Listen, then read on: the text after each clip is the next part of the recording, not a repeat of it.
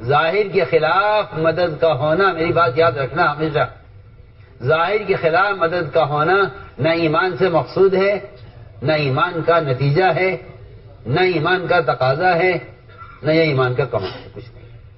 اور میں اور آپ سب یہاں آ کے اٹکے ہوئے ہیں کہ کاش ہمارا ایمان ایسا ہو جاوے جیسے صحابہ کا تھا کہ شیر کو تھپڑ مار دے، چوہا شرشے لے کر آوے، جی ہاں آگ ٹھنڈی ہو جاوے۔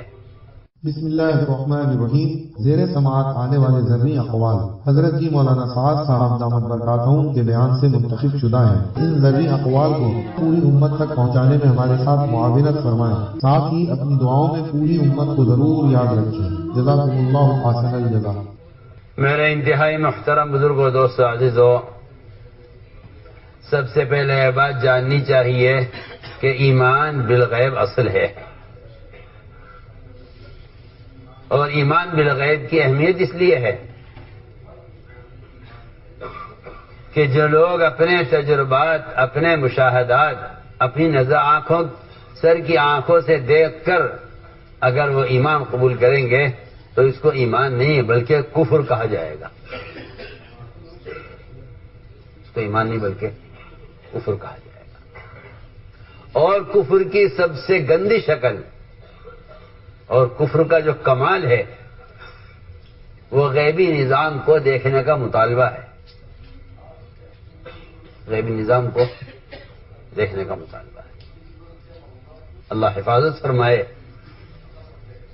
اس زمانے میں مسلمان میں اگر یہ بات پیدا ہوتی ہے کہ آپ ہمیں دین کی برکات دکھلا دیجئے، ہم دین اختیار کر لیں گے، یہ اسی کی ایک کڑی ہے اور اسی کا ایک حصہ ہے۔ میری بات بہت توجہ چاہتی ہے۔ اگر آج کوئی مسلمان پوری دنیا میں یہ خیال کرتا ہے کہ جو وعدے آپ کر رہے ہیں اعمال پر، ذرا سا ہمیں یہ وعدے پہلے دکھلا دیجئے تو ہم بالکل دین کو اختیار کر لیں گے، یہ اسی کفر کی ایک کڑی ہے جس کا مطالبہ انبیاء علیہ السلام سے نہ ماننے والی قوموں نے کیا ہے۔ میری بات توجہ سننا۔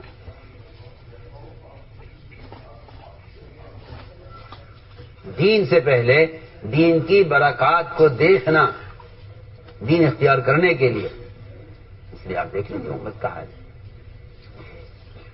اگر ان کو اس بات کا یقین ہو جائے کہ ہاں یہ عمل کرنے سے یہ چیز حاصل ہو سکتی ہے تب تو وہ عمل کریں گے، اور اگر ان کو عمل کرنے کے بعد وہ چیز حاصل نہیں ہوئی تو یہ دین کو ایسا چھوڑ دیں گے جیسا مریض ڈاکٹر کو چھوڑ دیتا ہے اگر اس کی دوا سے فائدہ نہ ہو۔ اس صاف سوال سے عرض کرتا ہوں،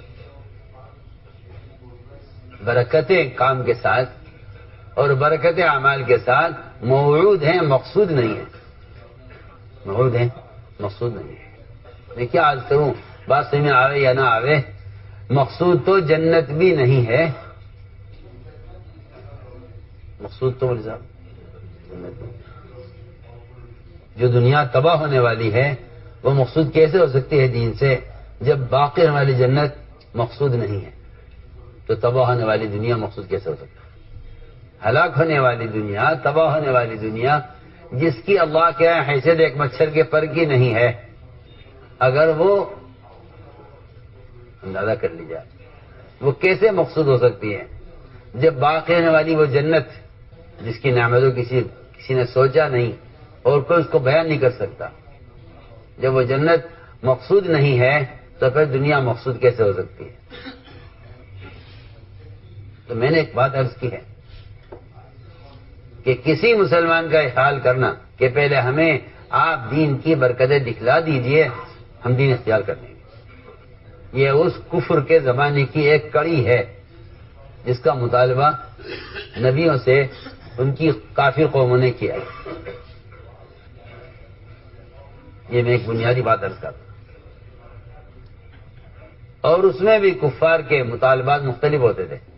آپ جس اللہ کی طرف ہمیں بلا رہے ہیں ایک مرتبہ ہماری زیارت کرا دیجئے تاکہ ہم یقین کر لیں کہ ہاں جس اللہ کی طرف آپ دعوت دے رہے ہیں اس اللہ کا وجود ہے۔ سب سے پہلی بات ارنا اللہ جہرتن، ہمیں آپ اللہ کو صاف دکھلائیے سامنے لا کر کہ یہ اللہ ہیں، ان پر ایمان لانا ہے۔ ہم اس لیے عرض کر رہے ہیں کہ ہمارے اس زمانے میں ایمان بالغیب کی کوئی اہمیت رہی نہیں ہے۔ ایمان بالغیب کی کوئی اہمیت نہیں ہے، حالانکہ قرآن شروع ہی سے ہو رہا ہے کہ جو ایمان بالغیب رکھیں گے وہ ہوں گے جن کو اللہ ہدایت بھی دیں گے، اور جو اس کے حکم کو پورا بھی کریں گے وہ صرف ایمان بالغیب والے ہوں گے۔ تو مجھے عرض کرنا ہے کہ غیب کے تذکرے مسائل کے تذکروں سے زیادہ اہم ہیں۔ لوگ مسائل کا تکرار کرتے ہیں، مسائل کے تذکرے کرتے ہیں، حالانکہ مسائل کا علم بالذات مقصود نہیں ہے، مسائل کا علم تو عمل کے لیے مقصود ہے۔ میں علماء سے عرض کر رہا ہوں، مسائل کے علم میں الجھے رہتے ہیں، اس کے تکرار کرتے رہتے ہیں، حالانکہ مسائل کا علم بالذات مقصود نہیں ہے۔ فرائض کا علم، مسائل کا علم، شریعت کا علم بالذات مقصود نہیں ہے، وہ عمل کے لیے مقصود ہے، اس سے فراغت ہو جائے گی، وہ بالذات مقصود نہیں ہے۔ فرائض کا علم، مسائل کا علم، شریعت کا علم، نماز کا، روزے کا، حج کا، زکوٰۃ کا، جتنا بھی علم ہے قرآن اور حدیث میں، وہ علم وہ بالذات مقصود نہیں ہے، بلکہ وہ عمل کے لیے مقصود ہے۔ جب آپ کو نماز پڑھنی آ گئی تو آپ نماز کے علم سے آپ فارغ ہو گئے، اب آپ سے نماز کا مطالبہ ہے، نماز کے علم کا مطالبہ نہیں ہے۔ بہت ہم ضروری بات عرض کر رہے ہیں، اس سے آپ فارغ ہو جائیں گے۔ اندر کے علم سے نماز پڑھو، اندر کے علم سے زکوٰۃ دو، اندر کے علم سے روزہ رکھو، لیکن غیب کے تذکرے بذات خود مقصود ہیں۔ ہم جانتے ہیں جنت ہے، ہم جانتے ہیں دوزخ ہے، ہم جانتے ہیں اللہ تعالیٰ کا وجود ہے، یہ جاننے کی چیز نہیں ہے، بلکہ اس کے تذکرے بذات خود مقصود ہیں،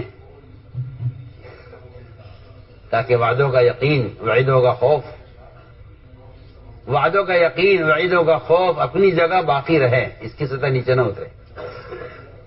ہماری بات وہ توجہ سننا۔ لیکن اس زمانے میں غیب کے تذکرے ایک تاریخ بن کر گزر گئے۔ جنت دوزخ کو جاننا علم نہیں ہے، جنت دوزخ کو جاننا علم نہیں ہے، ان کے وجود کو تسلیم کر لینا ایمان نہیں ہے، نہیں، پکی بات ہے۔ بلکہ ایمان بالغیب جو ہے وہ تاثر کے ساتھ ہے، اور تاثر کا مطلب یہی نہیں ہے کہ آپ کو جنت کے ذکر سے خوشی ہو اور آپ کو جہنم کے ذکر سے آپ رونے لگیں، یہ مقصود نہیں ہے، صاف بات ہے۔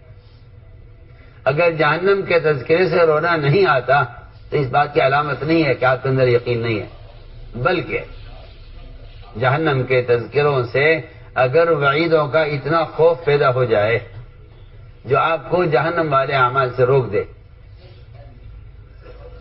آپ کو جہنم والے اعمال سے روک دے، تو یہ ایمان کا کمال ہے، یہ ایمان کا کمال ہے۔ ہم نے اس لیے عرض کیا ہے کہ ایمان بالغیب اصل ہے، ایمان بالغیب اصل ہے۔ جتنی خبریں انبیاء علیہ السلام نے غیب کی دی ہیں، ان ساری خبروں کے تذکرے کرنا بالذات مقصود ہے، کیونکہ میں نے عرض کیا ہے کہ جس چیز کی تصدیق دیکھ کر کی جائے اس کو ایمان نہیں کہتے، اس کو ایمان نہیں کہتے۔ کسی کی تصدیق دیکھ کر کی جائے اس کو ایمان نہیں کہتے، کہ ایمان بالغیب اصل ہے، ایمان بالغیب اصل ہے۔ جسی کی تصدیق دیکھ کر کی جائے اس کو ایمان نہیں کہتے، کیونکہ ایمان بالغیب اصل ہے۔ اور یہی وجہ ہے کہ اللہ رب العزت نبی کی زبان پر ایسی بات جاری کرتے ہیں جو بات انسانوں کی عقل کے، ان کے قیاس کے، ان کے تجربات کے، ان کی نظر کے خلاف ہوتی ہے۔ ہمیشہ جس بات کی خبر نبی دیں گے وہ خبر تجربات کے اور مشاہدات کے اور عقل کے سب کہیں کے خلاف ہوگی۔ اگر نبی کی خبر ظاہر کے مطابق ہو پھر آپ اس کو مان جائیں اور نبی اور ایمان لے آئیں یہ ایمان کا کمال یہ نہیں ہے. بہت ہم بزرگ بات عرض کر. آج مسلمان کہتا ہے یہ کہ آپ ہمیں اتنا دین بتلائیے جتنا دین ہمارے اس وقت کے دنیاوی نظام کے اعتبار سے چل سکتا ہو، اتنا دین بتائیے. اگر کوئی ایسا حکم آپ دے رہے ہیں جو اس زمانے کے قانون یا اس زمانے کے نظام کے اعتبار سے نہیں چل سکتا تو ایسا دین ہمیں نہ بتائیے. ہمیں دین اتنا بتائیے جتنا دین اس زمانے کے حالات کے اعتبار سے جس پر چلا جا سکتا ہو. میں بہت اہم بات عرض کر رہا ہوں. یہ مزاج یہ منافقین کا مزاج تھا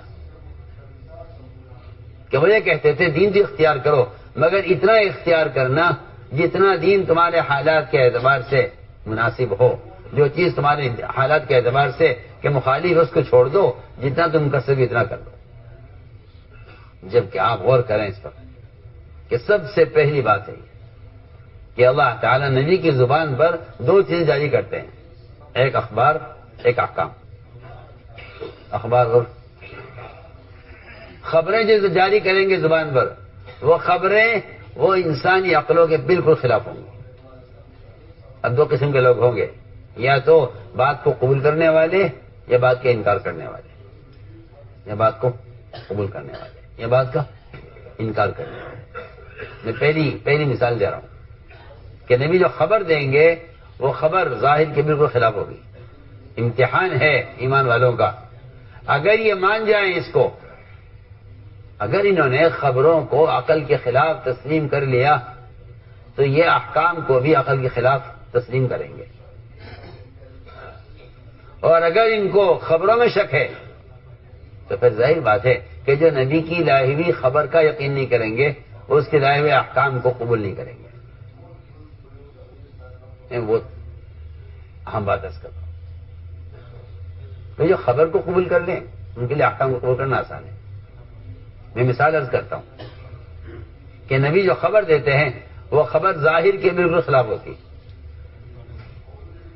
خبر ظاہر کے بالکل خلاف. آپ کا تجربہ ہے کہ آگ لکڑی کو کھا جاتی ہے. آگ لکڑی کو کھا جاتی ہے، عام آگ کھا جاتی ہے لکڑی کو. تو جہنم کی آگ کی گرمی اور اس کی سختی اگر دنیا میں کسی جنگل میں اور افریقہ کے پہاڑوں میں لاوا پھوٹتا ہے آگ کا، میلوں کا ایریا ایسا ہوتا ہے کہ وہاں سے کوئی گزر نہیں سکتا.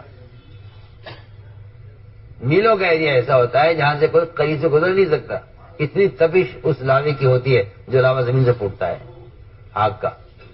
یہ صرف جہنم کا ایک سانس ہے کہ جب جہنم کی تپش گرم سختی بڑھ جاتی ہے، جہنم کی آگ کی گرمی، اللہ سے کہتی ہے جہنم کہ اے اللہ میری گرمی بڑھ گئی ہے اور میری آگ کی شدت اتنی بڑھ گئی ہے کہ میرا بعض حصے کو جلا رہا ہے. تو اللہ فرماتے ہیں کہ ایک سانس لے لو دنیا کی طرف. یہ جہنم کا ایک سانس ہے جس سے دنیا میں گرمی ہوتی ہے. اور جہنم میں زمہریر کا اور ٹھنڈک کا عذاب ہے. جب جہنم کی ٹھنڈک اتنی بڑھ جاتی ہے کہ جہنم سے وہ ٹھنڈک برداشت نہیں ہوتی، اللہ سے شکایت کر دے کہ اے اللہ میری ٹھنڈک بہت بڑھ گئی ہے، اسے کم کر دے. اللہ فرماتے ہیں ایک سانس دنیا کی طرف لے لو. وہ ایک سانس دنیا کی طرف ایک سانس لیتی ہے. اس کے ایک سانس کی وجہ سے دنیا کے اندر برف باری اور پہاڑوں پر برف جمتی ہے. یہ اس کا صرف ایک سانس ہے ٹھنڈک کا جو اس نے دنیا میں لیا ہے. آپ اندازہ کیجیے ہم نے کبھی خیال نہیں کیا دنیا میں گرمی سردی کیوں ہوتی ہے کہ جہنم کا ایک ٹھنڈا سانس وہ دنیا میں برف باری کر دیتا ہے اور جہنم کا ایک گرم سانس وہ دنیا میں آگ کے لاوے پھونکتے ہیں پہاڑوں سے. اسی جہنم کا ایک سانس ہے دنیا کی طرف. اسے اندازہ کر لیجئے کہ پھر اس آگ کے ساتھ نبی درخت کی خبر دے رہے ہیں. آپ نے فرمایا کہ جہنم میں ایک درخت ہے. کفار نے یہ کہا کہ نہیں ہم نہیں مانتے، اس لیے کہ آپ آگ کی سختی سے بھی ڈرا رہے ہیں اور آپ درخت کا بھی ذکر کر رہے ہیں اور ہماری عقل ہمارا مشاہدہ یہ ہے کہ آگ میں لکڑی جمع نہیں ہو سکتے. اگر وہ آگ لکڑی کو نہیں جلائے گی تو ہمیں بھی نہیں جلائے گی. میں ایک مثال دے رہا ہوں. ایک مثال بہت آسان مثال ہے اور یہ دونوں مثالیں اللہ نے قرآن کے ساتھ بیان کی ہیں امام الغیب کی اور دونوں عقل کے بالکل خلاف ہیں. ادھر آگ اور لکڑی. اور اسی آیت کے ساتھ دوسرا حصہ یہ ہے کہ آپ صلی اللہ علیہ وسلم نے فرمایا کہ میرا معراج کا سفر ہوا ہے صرف یہ دیکھنے کے لیے کون مانتا ہے کون نہیں مانتا. آپ رات کے کسی حصے میں روانہ ہوئے, بیت اللہ سے بیت المقدس 1 مہینے کا سفر, وہاں سے آسمانوں کا سفر, 50,000 سال کی مسافت تو جبرائیل کی ہے, اس سے آگے کا سفر ہوا. اور آپ کی واپسی دنیاوی اعتبار سے اتنا جلدی ہوئی کہ آپ کے بستر کی گرمی ابھی باقی تھی. آدمی لحاظ سے نکلتا ہے تو اس کے لحاظ کتنی دیر گرم رہتا ہے؟ تھوڑی دیر لیٹنے والے کی جگہ گرم رہتی ہے. آپ سفر سے واپس آئے تو آپ کے لحاف میں آپ کے بدن کی گرمی باقی تھی. آپ نے خبر کی, اور پہلے خبر ابو بکر کو نہیں کی, پہلے خبر ابو جہل کو کی. یہ نہیں کہ بھئی غیب کی بات تو ان سے کرو جو یقین کریں, جو آپ کو جھٹلا رہے ہیں ان سے کیا غیب کی بات کرنی ہے. غیب کی بات تو ان سے کرو جو یقین کریں.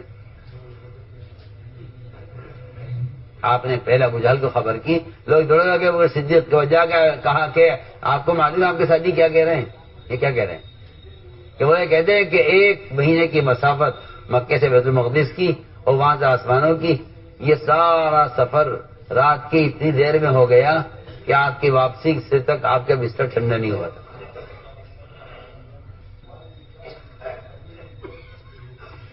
ہم دیکھنا چاہتے ہیں کون مانتا ہے کون نہیں مانتا. آپ غور کیجیے, اگر ذرا بھی نبی کی خبر کو قیاس کے اعتبار سے دنیاوی نظام کے اعتبار سے سوچا جائے تو پھر یہ آدمی کو کفر کی طرف لے جاتا ہے. کہاں لے جائے گا؟ کفر کی طرف. ہم نے ابھی تک ایمان بالغیب کی اہمیت کو نہیں سمجھا ہے. ہمارے نزدیک غیب کی چیزیں صرف جاننے کے لیے ہیں, حالانکہ علماء نے لکھا ہے کہ ایمان جاننے کو کہتے ہی نہیں ہے. میں جانتا ہوں ایمان کیا ہے, ایمان کے علم کا کوئی تعلق نہیں ہے. ایمان کا علم کا کوئی تعلق نہیں ہے. ایمان جاننے کو کہتے ہی نہیں ہے. ایمان جاننے کو نہیں کہتے, ایمان تو غیب کی بات کو تسلیم کرنے کو کہتے ہیں. جاننا نہیں بلکہ تسلیم کرنا.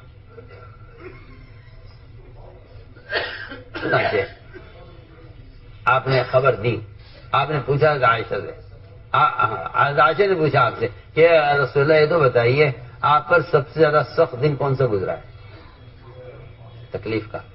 فرمایا عائشہ سب سے سخت دن مجھ پر وہ گزرا ہے جب مجھے قریش نے گھیر لیا حتیم کے پاس اور مجھ سے سوال کیا کہ اگر آپ یہاں سے بیت المقدس گئے ہیں تو بتائیے بیت المقدس کے در و دیوار, وہاں کے دروازے, تاقچے, وہاں کی کھڑکیاں کتنی ہیں؟ اس وقت مجھے سخت تکلیف ہوئی کیونکہ انہوں نے مجھ سے اس کا سوال کیا. اللہ تعالیٰ نے اسی وقت آپ کے سامنے پورا بیت المقدس کا نقشہ آپ کے سامنے رکھ دیا. آپ نے فرمایا اتنے دروازے ہیں, اتنی کھڑکیاں ہیں, اتنے تاقچے ہیں, پورا نقشہ بیان کیا آپ نے. کفار حیران ہو گئے. جن کی مقدر میں ایمان تھا انہوں نے قبول کر لیا, مقدر میں ایمان نہیں تھا انہوں نے کہا یہ تو جادوگر ہے, سحر ہے, سحر سے بتا رہے ہیں. روایت میں آتا ہے اللہ اکبر, جب یہ بات پتہ چلی ابو سفیان اس وقت اسلام نہیں لائے تھے, انہوں نے کہا واہ واہ یہ تو ہمیں آج ان کا نعوذ باللہ ثم نعوذ باللہ. اس نے کہا آج تو ہمیں ایسا جھوٹ ملا ہے کہ اس بات کا تو دنیا میں کوئی یقین کرے گا نہیں. ابو سفیان نے اس کے لیے سفر کیا اور کیسے روم کے پاس گئے, سننے کا قصہ ہے. کیسے روم کے پاس گئے اور اس کے دربار میں سارے وزراء کو جمع کیا اور اس کی رعایا کو جمع کیا اور وہاں کے جتنے بھی پادری تھے ان کو جمع کیا اور سب کے سامنے ابو سفیان نے کھڑے ہو کر بادشاہ کے سامنے بیان کیا کہ اب تو ایک آپ کو ہم نئی بات بتلائیں. جو آدمی کہتے تھے کہ میں نبی ہوں, اور اس نے ایسی بات کہی ہے کہ کوئی اس کا یقین نہیں کر سکتا, جو ہو ہی نہیں سکتی. تو کیا بات کی ہے؟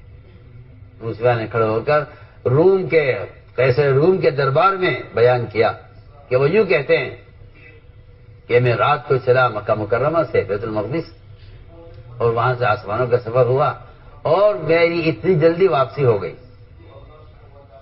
تو درباریوں نے ہنسنا شروع کیا. ابھی بات چلی رہی تھی کہ انہی میں سے ایک آدمی کھڑا ہوا, ایک آدمی انہی میں سے کھڑا ہوا, کہنے لگا جو یہ بات ابو سفیان بتلا رہے ہیں یہ بات بالکل سچی ہے اور صحیح ہے, اور جس رات میں آپ وہاں تشریف لائے تھے میں اس رات میں وہاں موجود تھا.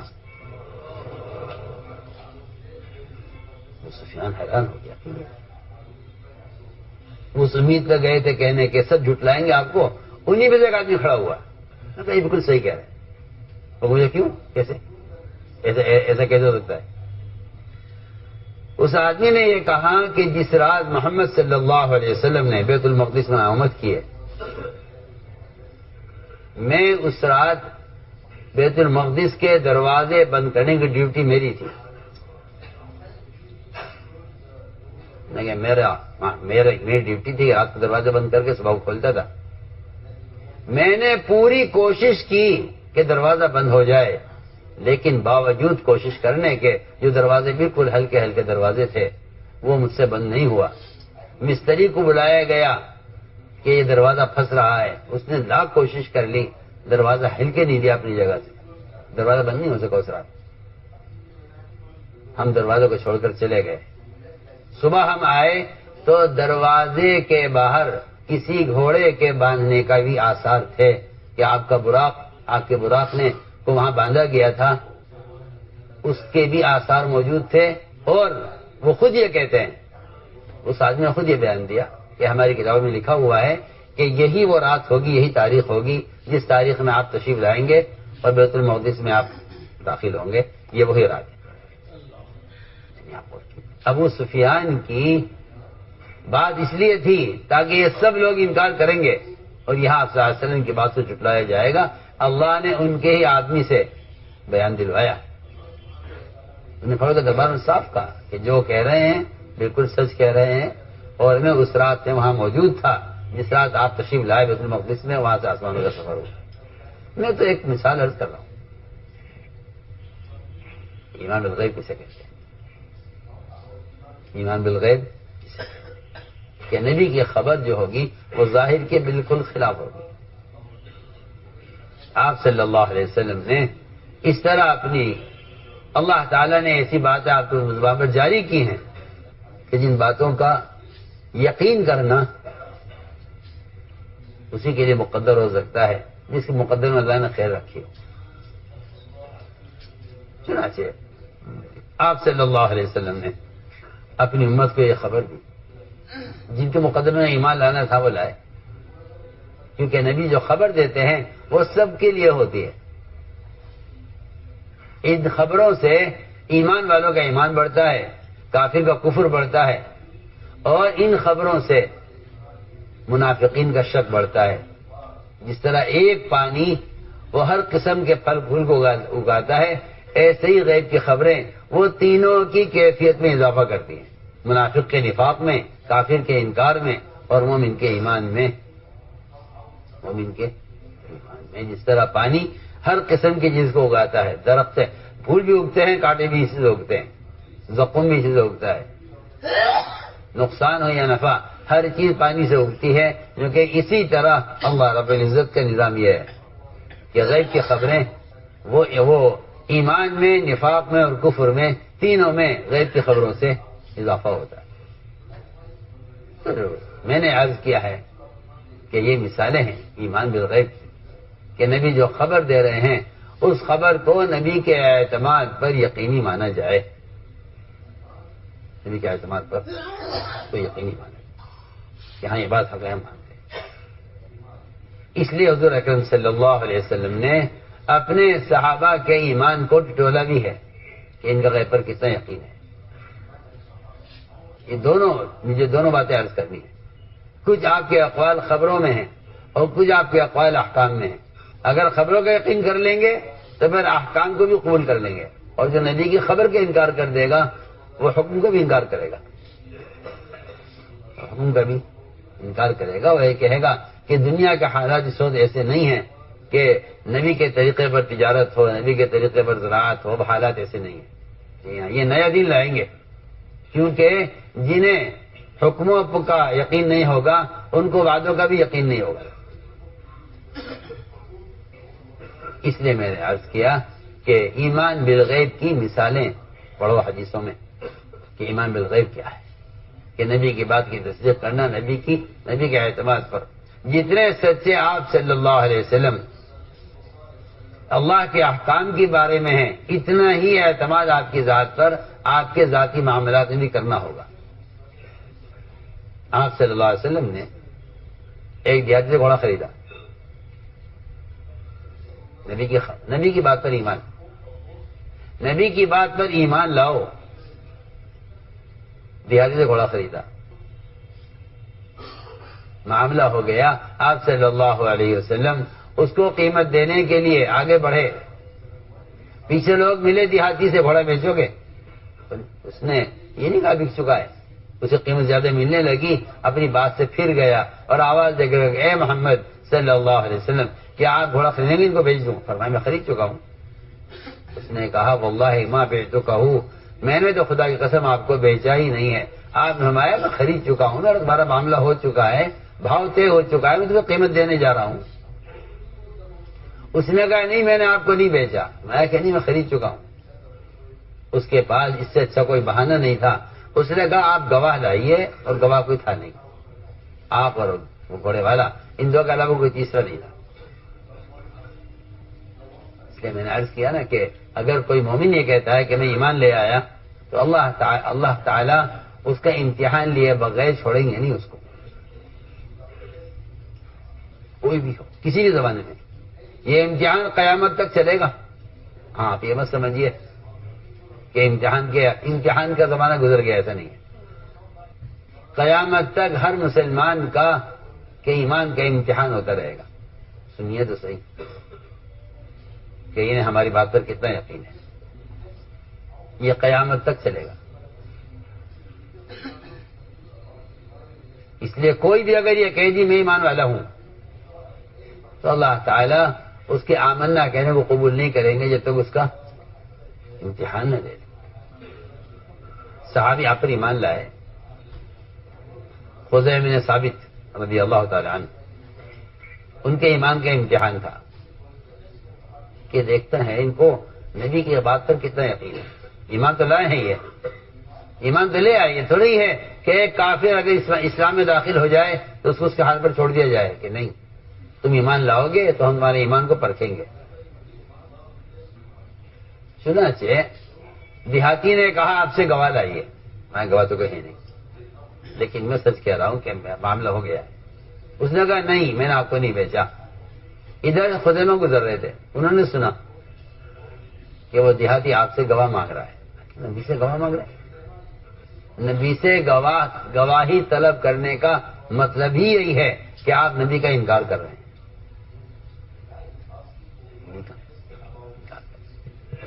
یہ آگے بڑھ کر کہا خزیمہ نے میں گواہی دیتا ہوں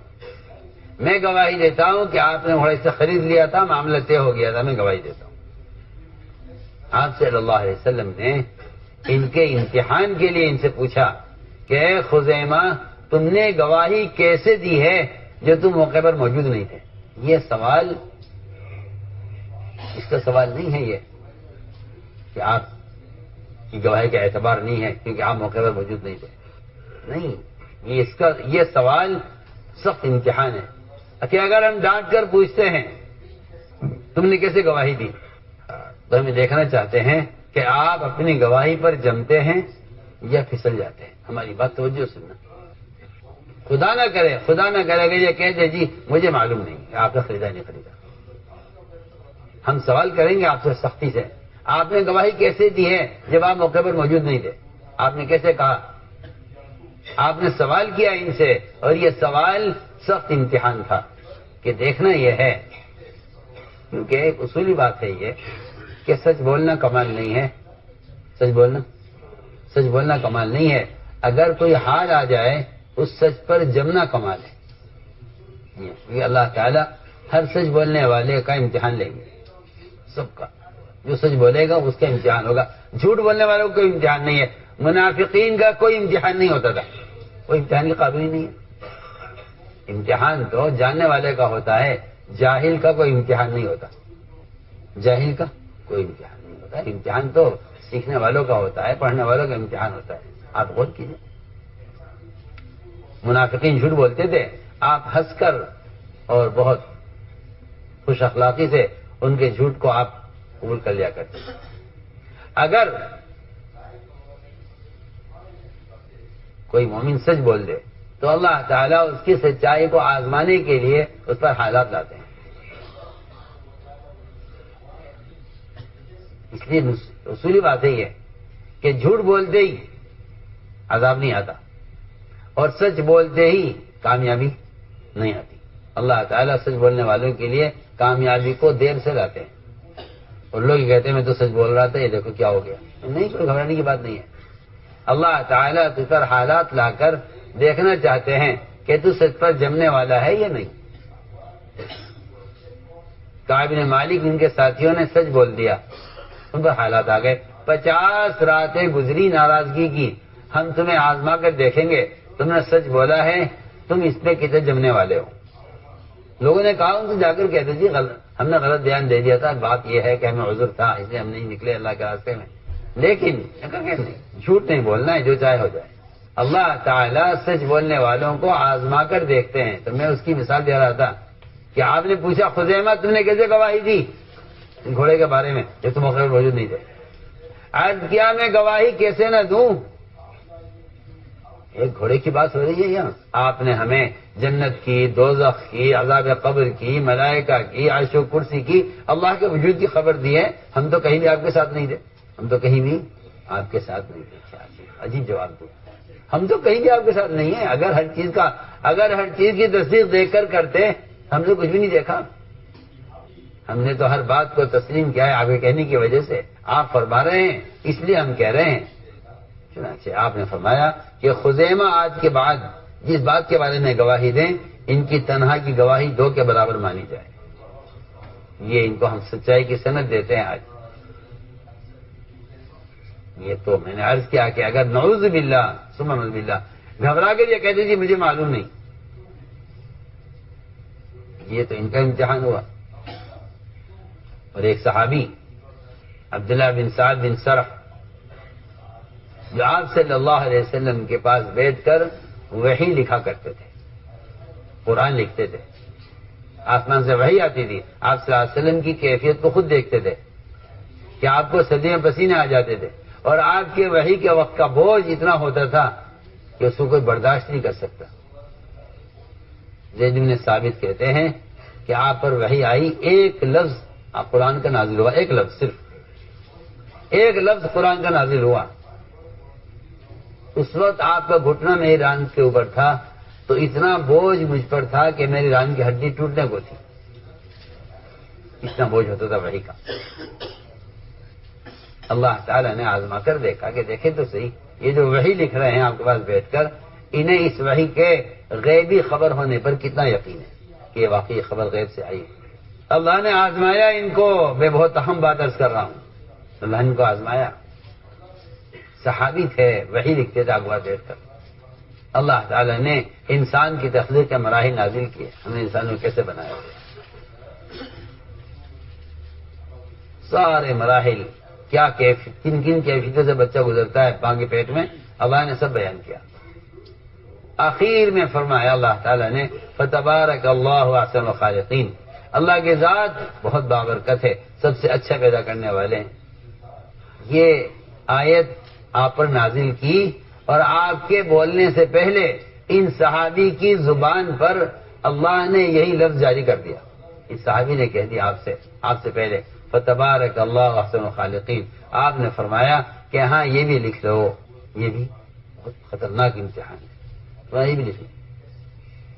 یہ صحابی کہنے لگے آپ سے کہ آپ یہ کیوں لکھوا رہے ہیں, تو میں کہہ رہا ہوں. فرمایا ٹھیک ہے تم نے کہا ہے, لیکن اللہ نے اس کی مجھ پر وحی کی ہے, اس کو لکھو. یہاں امتحان تھا کہ اگر ہم جو الفاظ نبی کی زبان پر جاری کر رہے ہیں, اگر وہی الفاظ تمہاری زبان پر جاری کر دیں تو تم کیا کہتے ہو.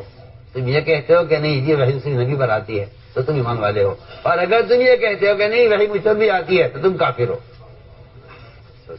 یہ صحابی وہاں سے اٹھے اور مرتد ہو گئے اسلام سے، اور یہ کہا کہ نہیں جی نبی پر کوئی وحی نہیں آتی، وہ تو اس بات اچھی لگتی ہے وہ لکھوا دیتے ہیں۔ بعض روایتوں میں کہا کہ نہیں جی اگر وحی آتی ہے نبی تو مجھ پر بھی آتی ہے، لہٰذا میں بھی نبی ہوں۔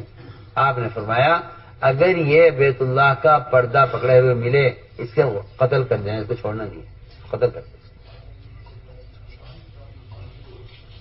امتحان میں بہت یعنی ایسی مثال ہے یہ، ایسی مثال ہے یہ کہ مومن کو ہر قدم پر غیب کا ایسا یقین کرنا پڑے گا، چاہے وہ خبر کتنی بھی ان کے عقل کے، ان کے تجربے کے، حالات کے، ماحول کے، قانون کے، سب کہیں کے خلاف ہو کہ نہیں، جو اللہ نے فرمایا وہاں آپ غور کیجئے میں کتنی خطرناک مثال ہے یہ اگر کوئی غور کرے۔ حضرت تھانوی فرماتے ہیں رحمۃ اللہ علیہ کہ کافر امید پر ہے اور مومن خطرے میں ہے، مومن خطرے میں ہے، مومن خطرے میں ہے۔ خدا نہ کرے کوئی جملہ کوئی زبان سے ایسا نکل جائے کہ پیچھے سب کیا ہو برباد ہو جائے۔ یہی وحی میں آج کر رہا تھا کہ یہی وحی ہے۔ سامنے بیٹھ کر قرآن لکھنے والے صحابی اس امتحان میں ناکام ہو گئے۔ میں ایمان بالغیب کی اچھی مثال دے رہا ہوں، ایمان بالغیب کی اچھی مثال دے رہا ہوں۔ یہ وہ آپ کے صحابی ہیں جو آپ پر ایمان لا چکے، آپ سے محبت کرتے ہیں، آپ کے پاس بیٹھ کر وحی لکھتے ہیں، آپ کا ان پر اعتماد ہے کہ ہاں یہ پڑھا لکھا آدمی ہے، معتمد ہے، قرآن اس سے لکھوایا جائے، قرآن اس سے لکھوایا جائے۔ میں بہت اچھی مثال دے رہا ہوں۔ اللہ نے امتحان لیا کہ وحی تو لکھتے ہیں یہ، ان کو وحی کے وحی ہونے پر کتنا یقین ہے، وحی کے وحی ہونے پر بہت اچھی مثال دے رہا ہوں۔ ان کو وحی کے وحی ہونے پر کتنا یقین ہے۔ آج 15 سال کے بعد اگر آپ کسی 12 سال کے بچے کو کہیں کہ قرآن کی آیت نہیں، کہتے نہیں قرآن کی آیت ہے، پورا قرآن کا حافظ ہے 12 سال کا بچہ، وہ چیخ اٹھے گا نہیں جی آپ انکار مت کریں یہ قرآن کی آیت ہے۔ تو جو صحابی آپ کے پاس بیٹھ کر وحی لکھ رہے ہیں اور آپ کی حالت و کیفیت کو دیکھ رہے ہیں، آپ کی صحبت میں ہیں، ان کا کتنا ایمان ہوگا قرآن پر۔ اللہ نے امتحان لیا، انہوں نے ایک آیت کا انکار، صرف 2 لفظ انکار کر دیا، چھوٹی سی آیت، چھوٹی سی آیت کا انکار کیا اور یہ اسلام سے پھر گئے۔ ان کے مقابلے میں ایک ایسا مشرک آپ کا دشمن عمیر بن وہب مکہ مکرمہ سے چلے مشورہ کر کے کافروں سے اور انہیں خوشخبری دے کر انہیں مطمئن کر کے کہ میں نے طے کر لیا ہے کہ میں جاتے محمد صلی اللہ علیہ وسلم کو قتل کر دوں گا اور ابھی تمہارے پاس خوشخبری آ جائے گی۔ وہاں سے 6 آدمیوں نے بیٹھ کر مشورہ کیا حکیم میں اور یہ طے کیا آپس میں کہ کسی کافر کو بھی بتلانا نہیں ہے ہمارا کیا ارادہ ہے، بات پھیل جائے گی تم کسی کو خبر نہ کرو، خاموشی سے جاؤ۔ آپس میں ان سب نے مل کر طے کیا 6 آدمیوں نے کہ ہم 6 کے علاوہ کسی کو اس کا پتہ نہیں چلے گا۔ عمر بن وہب کو تیار کیا، انہوں نے غلام سے تلوار تیز کرائی اور یہاں سے یہ عمر بن وہب آپ صلی اللہ علیہ وسلم کے قتل کے ارادے سے سیدھے مدینے پہنچے، تلوار گلے میں لٹکی ہوئی۔ حضرت عمر رضی اللہ عنہ دیکھ لیں، عمر آیا۔ میں 2 مثالیں میں دینا چاہتا ہوں۔ ایک مثال میں نے ان صحابی کی دی ہے جو وحی لکھنے والے ہیں، جن کا پورا یقین ایمان ہے وحی پر، ادھر ان کا کیا ہوا۔ ادھر یہ مکے کا ایک ضدی کافر آپ کا دشمن تلوار تیز کرا کر یہاں سے روانہ ہوا۔ حضرت عمر سمجھ گیا کہ اس کا ارادہ اچھا نہیں لگ رہا ہے، اس کی آنکھوں سے معلوم ہوتا ہے کہ اس کا ارادہ آپ صلی اللہ علیہ وسلم کے ساتھ برا ارادہ ہے۔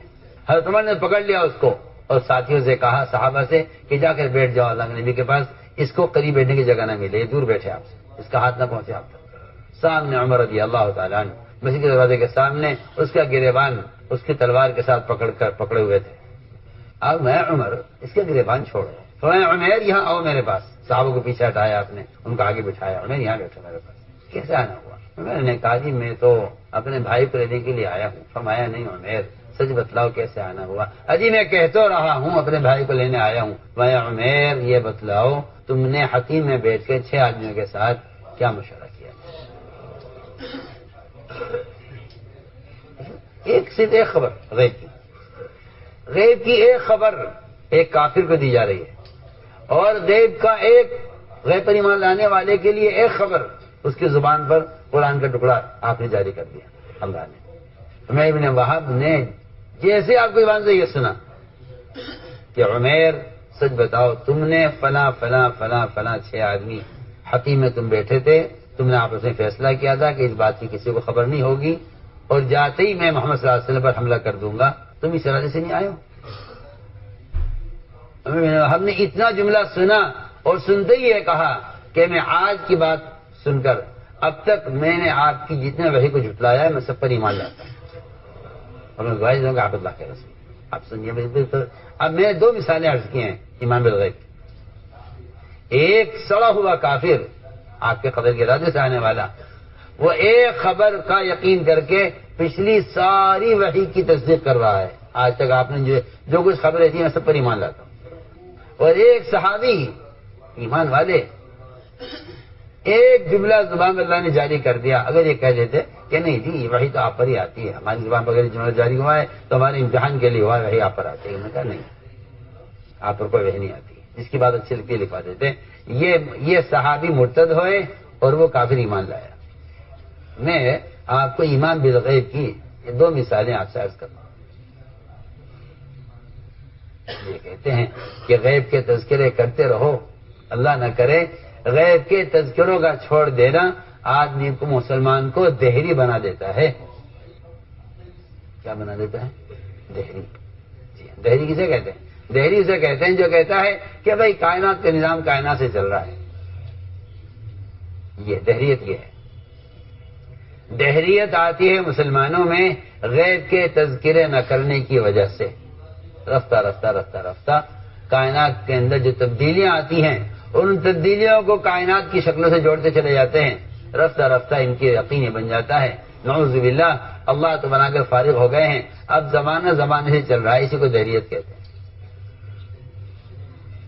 اسی کو دہریت کہتے ہیں. زمانہ زمانے سے چل رہا ہے, نہیں زمانہ زمانے سے نہیں چل رہا ہے. زمانے میں جو تغیر ہے براہ راست اللہ کے امر سے ہے. براہ راست اللہ کے امر سے ہے. یاد رکھو یہ بات, ہر چیز اللہ کے امر سے ہے. جتنا انتظار اسرافیل کو سور پھونکنے میں اللہ کے حکم کا ہے, اتنا ہی انتظار ایک پتے کو درخت سے گرنے کے لیے اللہ کے امر کا انتظار ہے. اگر کوئی آدمی ان دونوں میں فرق سمجھتا ہے تو پھر وہ اللہ تعالی کی قدرت کو سمجھا نہیں ہے. اگر فرق سمجھتا ہے اس میں کہ درخت کے پتے کا گرنا تو کوئی بڑی بات نہیں ہے, لیکن زمین و آسمان کا ٹوٹنا اور چاند و سورج کا ٹوٹ جانا اور ان کا بے نور ہو جانا اور سور پھونکے جانے پر ساری کائنات تباہ ہو جانا یہ بڑی بات ہے. نہیں, اللہ کے یہاں یہ دونوں کے دونوں برابر منتظر ہیں. یہ درخت کا پتا بھی اللہ کے امر کا منتظر ہے اور اسرافیل سے بھوکنے میں اللہ کے امر کے منتظر ہیں. دونوں کا انتظار برابر ہے. دونوں کا انتظار دونوں کا انتظار کرنا برابر ہے. اس پتے کا درخت سے گرنا اور اسرافیل کا سور پھونکنا. اگر کوئی سمجھتا ہے کہ اس میں فرق ہے تو اس کے ایمان میں فرق ہے. میں سیدھی سیدھی بات آپ سے عرض کرتا ہوں, اس کے ایمان میں فرق ہے. یہ خیال کرے کہ نہیں درخت کا پتا تو کبھی بھی گر جائے گا, یا یہ خیال کرے کہ اللہ کا امر اس کے لیے تو چھوٹا ہے اسرافیل کے لیے بڑا ہے, یہ بھی خیال ذہن سے نکال دینا چاہیے. فرماتے تھے جتنا ایک چیونٹی جتنی محتاج ہے جبرائیل بھی اتنا ہی محتاج ہے. یہ نہیں کہہ سکتے کہ جبرائیل کا محتاج کی کم ہے کیونکہ طاقت زیادہ ہے, اور جبرائیل کی اور چیونٹی کی محتاجگی زیادہ ہے اس کی طاقت کم ہے. بالکل نہیں. کہ اللہ کے مقابلے میں جبرائیل اور چیونٹی ان دونوں کی محتاجگی برابر ہے. جتنا ضعف ایک چیونٹی میں ہے اتنا ضعف جبرائیل میں ہے. پکی بات. اس کے لیے میں نے عرض کیا تھا کہ یہ مثالیں ہیں ایمان بالغیب کی, مثالیں ہیں ایمان بالغیب. پہلے جو خبر نبی دے رہے ہیں اس خبر پر ایمان لاؤ. اس لیے آپ صلی اللہ علیہ وسلم کسی مشرک سے بھی وعدہ کرنے میں یہ نہیں سوچ رہے کہ یہ تو یہ کیا سمجھے گا بیچارہ, ابھی تو یہ کلمہ بھی نہیں پڑھا اس نے, ابھی تو ایمان بھی لایا. آپ صلی اللہ علیہ وسلم ابتداء نبوت میں آنے والے موسم حج میں آنے والے قافلوں کی خوش آمد کرتے تھے. کہ کوئی مجھے اپنے ساتھ لے جائے، کوئی مجھے ٹھکانہ دے دے، کوئی میری مدد کر دے، کوئی میری ذمہ داری لے لے، میں اپنا وطن چھوڑنے کو تیار ہوں، آپ کے ساتھ چلنے کو تیار ہوں، آپ مجھے موقع دے دیں اللہ کی بات کرنے کا۔ کوئی آپ کو نہ ساتھ لے جاتا تھا نہ آپ سے کوئی۔ آپ کا گزر ہوا ایک بہت بڑے قبیلے پر، ایک بہت بڑا قبیلہ بکر بن وائل، یہ بڑا قبیلہ تھا، ان کی تعداد انہوں نے کہا جی ہم تو لا تعداد، ریت کے ذرات کی طرح لا تعداد ہے۔ فرمایا پھر تو تمہارا بڑا دبدبہ ہوگا اور تمہاری بڑی حیثیت ہوگی اگر تم مجھے اپنے ساتھ لے چلو، تم مجھے اپنے ساتھ لے چلو تاکہ مجھے اللہ کی بات پہنچانے کا موقع مل جائے۔ انہوں نے کہا کہ ہم آپ کو اپنے ساتھ نہیں لے جا سکتے، اس لیے کہ ہم فارس کے ماتحت ہیں، اور فارس اتنا ظالم بادشاہ ہے کہ وہ کسی کا عذر کو قبول نہیں کرتا اور وہ کسی غلطی کو معاف نہیں کرتا، اس لیے ہم آپ کو لے جانے سے معذور ہیں، ہمیں فارس کا خوف ہے، کیونکہ ہم فارس کے ماتحت ہیں، جس علاقے میں رہتے ہیں وہاں فارس کی حکومت ہے۔ آپ سنیے آپ نے کیا فرمایا ان سے، آپ نے کیا فرمایا ان کافروں سے؟ آپ نے فرمایا ان سے کہ میں تم سے کہتا ہوں اگر تم اس وقت 33 مرتبہ سبحان اللہ، 33 مرتبہ الحمدللہ، 34 مرتبہ اللہ اکبر تم آج کہہ لو تو فارس کی بیویاں تمہارے بستروں پر اور اس کی اولاد تمہاری غلام ہوگی، میں تم سے آج کہہ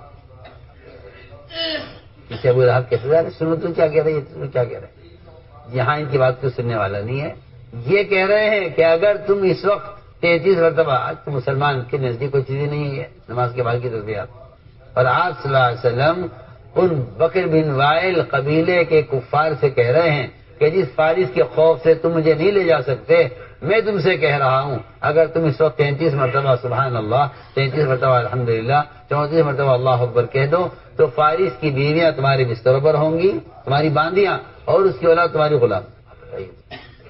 کیا حالات ہیں مکہ مکرمہ کے، اور کتنی آپ کس ذلت میں اور کن حالات میں آپ چل رہے ہیں، اللہ اکبر۔ اس لیے کہتے ہیں کہ داعی کی نظر ہمیشہ نتیجے پر ہوتی ہے، نتیجے پر، منتہا پر، وہ یہ نہیں دیتے کہ حالات کیا ہیں۔ اس بات کو اس وقت کون مانے گا، اس بات کو کون یقین کرے گا؟ آپ نے فرمایا کہ میں تم سے کہتا ہوں اگر تم یہ تسبیحات پڑھ لو تو فارس کی بھی تمہارے بستروں پر اور ان کی اولاد تمہاری غلام۔ یہ ایک وقت ہے آپ پر، اگلا وقت وہ آیا آپ صلی اللہ علیہ وسلم پر کہ آپ مکہ مکرمہ چھوڑ کر مجبور ہو کر نکلے آپ، اور آپ یہ کہتے جاتے تھے کہ اے مکہ میں تجھے نہ چھوڑتا، اگر یہ مجھے یہاں سے نکلنے پر مجبور نہ کرتے میں تجھے نہ چھوڑتا۔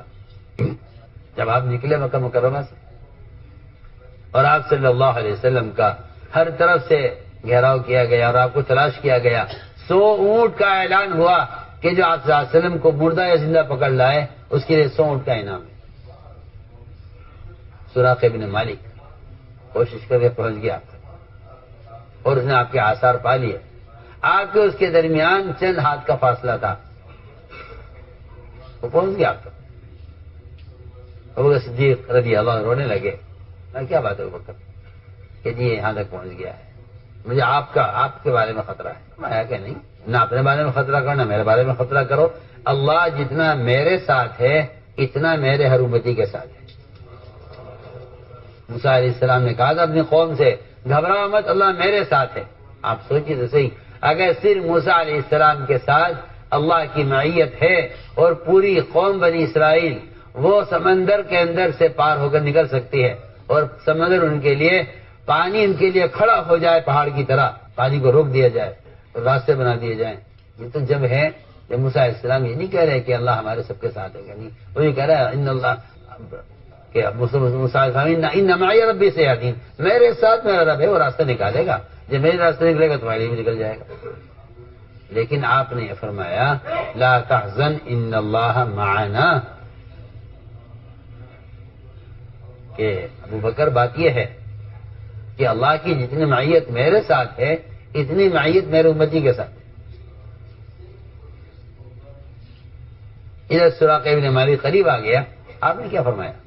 میں اے سراقہ میں تم سے کہتا ہوں جس دین کی وجہ سے تم مجھے یہاں سے نکال رہے ہو، میں تم سے نکلتے نکلتے نہیں کہتا ہوں کہ اگر تم اس دین کو اختیار کر لو تو کسرا کے کنگن تمہارے ہاتھوں میں اور اس کا تاج تمہارے سر پر، اور اس کی قیمتی وہ پٹی باندھنے کی جو پیٹی وہ یہاں باندھا کرتا تھا سونے کی، وہ تمہیں ملے گی۔ ایک مکے کے ایک غلام کو آپ کیا کہہ رہے؟ غلام تھا ایک بدو غلام سے آپ فرما رہے ہیں کہ اے سراقہ، اگر تم یہ بات تسلیم کر لو جو میں کہہ رہا ہوں، آپ دیکھیے تو صحیح کہاں کن حالات میں آپ نے، جب آپ چھپ کر مکے سے نکل رہے تھے اور دشمن نے آپ کو پا لیا، آپ اپنے دشمن سے یہ کہہ رہے ہیں، دشمن سے، کہ تم مجھے قتل کرنا چاہتے ہو، میری اس دین کی وجہ سے تم مجھے نکالنا چاہتے ہو یہاں سے، میں کہتا ہوں کہ اگر تم یہ دین اختیار کر لو۔ عثمان کے زمانے میں جب کسرا کا صندوق وہاں سے لایا گیا اور کھولا اور اس کے اندر سے کسرا کے کنگن اور اس کا سامان نکلا، عمر نے سب سے پہلے سامنے سراقہ بن مالک بیٹھے ہوئے تھے، میں سراقہ لو آج وہ اللہ کے نبی کا وعدہ پورا ہو جائے جو اس وقت کیا گیا تھا تم سے جب تم اللہ کے نبی کو قتل کرنے کے لیے قریب پہنچے تھے۔ ارے آپ سنیے تو صحیح، جو اپنے قاتل سے بھی وعدہ کر رہے ہیں، آپ کے قتل کے ارادے سے آیا ہے، اپنے قتل کا ارادہ کرنے والے کافر سے بھی وعدہ کر رہے ہیں، چنانچہ وعدہ پورا ہوا، سراقہ بن مالک ایمان لائے، آپ کے سامنے بیٹھے، حضرت عمر کے سامنے بیٹھے ہوئے تھے، حضرت عمر نے صندوق کھلتے ہی سب سے پہلے وہ کنگن سراقہ کی طرف لڑکائے کہ سراقہ اس دن کا وعدہ آج پورا ہو جائے۔ تو میں تو یہ عرض کر رہا تھا کہ ایمان بالغیب اصل ہے، ایمان بالغیب اصل ہے۔ اسی طرح میرے بزرگ دوست عزیزو، اللہ تعالیٰ کی طرف کا انتظام یہ ہے کہ وہ احکام بھی جو دیتے ہیں وہ احکام بھی حالات کے خلاف دیتے ہیں، احکام بھی حالات کے خلاف دیتے ہیں، حکم کہ یہ کرنا ہے، حالات کیسے بھی ہو۔ اگر تم حالات میں حکم برا کر دو، یہ تو ممکن ہی نہیں ہے کہ اللہ کا کوئی حکم برا کرنے والا ضائع ہو جائے۔ آپ اندازہ کیجئے، اللہ تعالیٰ اچانک حکم لاتے ہیں، صحابہ کرام سفر میں تھے، کیونکہ وہ اطاعت کے امتحان لینے کے لیے حکم لاتے ہیں حالات کے خلاف، حکم لاتے ہیں حالات کے خلاف، اطاعت کے امتحان لینے کے لیے حکم لاتے ہیں حالات کے خلاف۔ صحابہ سفر میں تھے، کھانا ختم ہو گیا، اللہ تعالی حالت لائے ہیں فقر کی اور حالت لائے ہیں بھوک کی، کچھ نہیں ہے کھانے کے لیے۔ پہلے حال لائیں گے، پھر اس حال کے خلاف حکم لائیں گے۔ سنیے تو صحیح، آج کل کے لوگ یہ سمجھتے ہیں کہ صحابہ کی غیبی مدد ان کے ایمان کی وجہ سے تھی، یہ غلط سوچ ہے۔ آج کل کا مسلمان یہ سمجھتا ہے کہ صحابہ کے ساتھ جو مدد غیبی ہوئی ہیں وہ ان کے ایمان کی وجہ سے تھی۔ سنو تو میں کیا کہہ رہا ہوں، شیر کے تھپڑ مار دیا، سمندر کے اوپر سے گھوڑے گزار لیے، آگ کو پہاڑ میں داخل کر دیا، ہاں، اور لوگ سنتے نا واقعات، کہہ رہے کاش ہمارا ایمان بھی ایسا ہوتا، چکی میں سے آٹا نکل رہا، تنور جو ہے چاندوں سے بھرا ہوا، یہ سب واقعات سنتے نا لوگ کہ صحابہ کی مدد ان کے ایمان کی وجہ سے، تو لوگ ایسے ایمان کی تمنا کرتے ہیں کاش ہمارا ایمان بھی ایسا ہوتا۔ میں سمجھتا ہوں شاید دل میں دنیا کی محبت گر گئی ہے، اس لیے ایسا ایمان چاہ رہے ہیں۔ سنو میں کیا کہہ رہا،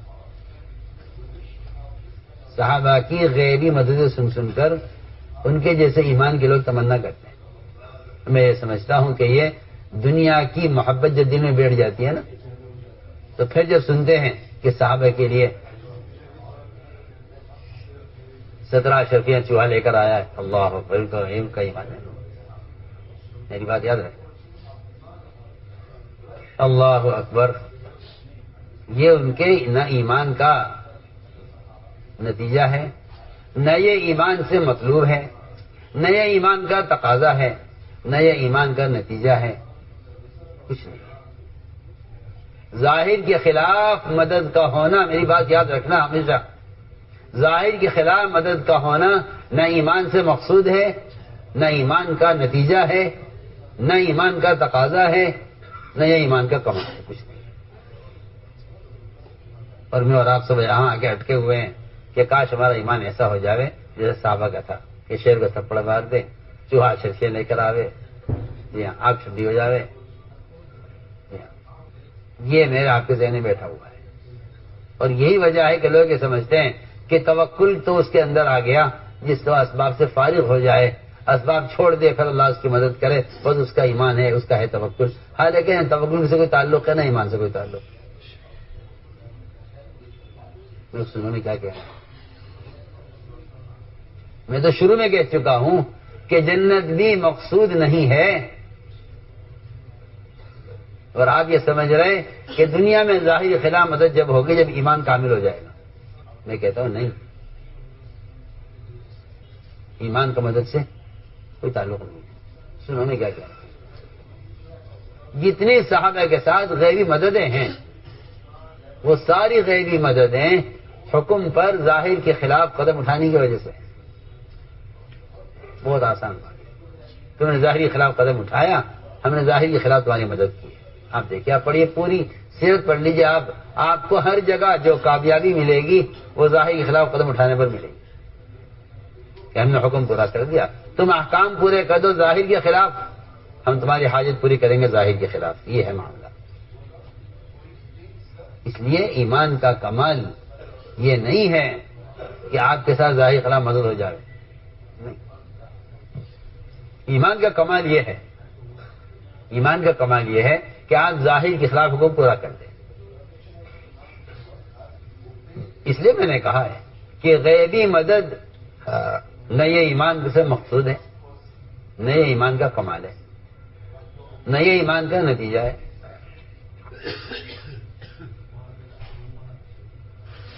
بلکہ ظاہر کے خلاف حکم پورا کرنا یہ ایمان کا کمال ہے۔ اس کو میں عرض کر رہا تھا کہ اللہ تعالیٰ حال آئیں گے، حال بھوک کا۔ جب بھوک آ جائے گی تو پھر اللہ تعالیٰ بھوک میں ڈال کر، سننا دھیان سے، بھوک میں ڈال کر اللہ تعالیٰ ایک امتحان لیں گے، بھوک میں ڈالیں گے، پھر ایک امتحان لیں گے، کیونکہ اللہ نے فرمایا ہے قرآن میں وَلَنَبْلُوَنَّكُمْ بِشَيْءٍ مِّنَ الْخَوْفِ، بِشَيْءٍ مِّنَ الْخَوْفِ، تھوڑا سا خوف لائیں گے ہم آزمانے کے لیے کہ تم خوف میں حکم چھوڑ دیتے ہو یا حکم پر قائم رہتے ہو۔ ہم چھوٹا سا خوف لائیں گے کہ خوف میں تم حکم پر قائم رہتے ہو یا حالات حکم چھوڑ دیتے ہو۔ آگے فرمایا والجوع، ہم ہل چھوٹا سا خوف لائیں گے، تھوڑی سی بھوک لائیں گے، تھوڑی سی بھوک لائیں گے، اور چھوٹا سا نقصان کریں گے تمہارے مال میں، تمہیں آزمانے کے لیے کہ تم ان حالات میں حکم پر جمتے ہو یا حالات کی وجہ سے حرام کی طرف چلے جاتے ہو۔ میں اس کی مثال عرض کر رہا تھا کہ اللہ نے آزمایا صحابہ کو۔ آزمائش یہ ہوئی کہ سفر میں غلہ ختم ہو گیا، سفر میں غلہ ختم ہو گیا، صحابہ کو بھوک لگی، کیا کریں، کیا کھائیں، کچھ کھانے کو نہیں ہے۔ خیال یہ آیا کہ ہمارے پاس سواریاں ہیں، سواری ذبح کی جائے، اس کا گوشت بنایا جائے۔ اس زمانے میں گدھے حلال تھے، پالتو گدھے کترے بکرے کی طرح کھائے جاتے تھے۔ تو یہ خیال ہوا کہ پہلے چلنا تو آسان ہے، بھوکا رہنا مشکل ہے، لہذا انہوں نے گدھا ذبح کیا، اس کا گوشت تیار کیا۔ جب گوشت بالکل گلنے کے قریب ہو گیا، کھانا تیار ہو رہا تھا، اب آپ اندازہ کریں حلال کھانا آنکھوں کے سامنے بن رہا ہو اور بھوک شدت کی لگی ہوئی ہو، اور اس کے علاوہ کوئی دانہ کھانے کو نہیں ہے، کچھ نہیں ہے۔ اللہ دیکھ رہے ہیں کہ یہ سفر میں ہے، غلہ ختم ہو گیا ہے، حلال کھانا گوشت تیار ہو رہا ہے۔ اللہ نے آزمانے کے لیے کہ حکم میں کتنا جمنے والے ہیں، اچانک حکم نازل کیا کہ ابھی ابھی اللہ نے گدھے گوشت کو حرام کر دیا ہے، آپ ہمارے جاؤ اعلان کر دو صحابہ میں یہ تیار پکا ہوا کھانا پھینک دیا جائے، ہانڈیاں توڑ دی جائیں، ہانڈیاں توڑ دی جائیں، کھانا کوئی ہے نعوذ باللہ کوئی یہ کہے کہ جی اس کا متبادل مل جاتا تو اس کو حرام کر دیتے، یا کوئی یہ کہنے والا ہے کہ جی ابھی سفر میں ہے، تھوڑا سا آج اور رہنے دیجیے، حلال مدینے جانے کے بعد حرام کر دیا، آدمی سفر میں ہے نا، کیا کرے گا؟ کھانا سفر میں ختم ہو گیا، غلہ ختم ہو گیا، جو حلال چیز تھی کھانے کے لیے اللہ نے اس کو اسی وقت حرام کیا ہے۔ کوئی ہے کہنے والا کہ ذرا سا مؤخر کر دیتے، ذرا مدینے پہنچ جاتے ہم، یا ہمیں اس گوشت کے علاوہ کوئی اور چیز کھانے کو مل جاتی ہے، ہم اس کو چھوڑ دیتے کہ اگر تمہیں اس کا متبادل دے کے اس کو چھوڑوا دیا جائے تو اس میں تو کوئی کمال نہیں ہے نا۔ ہم دیکھنا چاہتے ہیں کہ تم حکم پورا کرتے ہو یا نہیں۔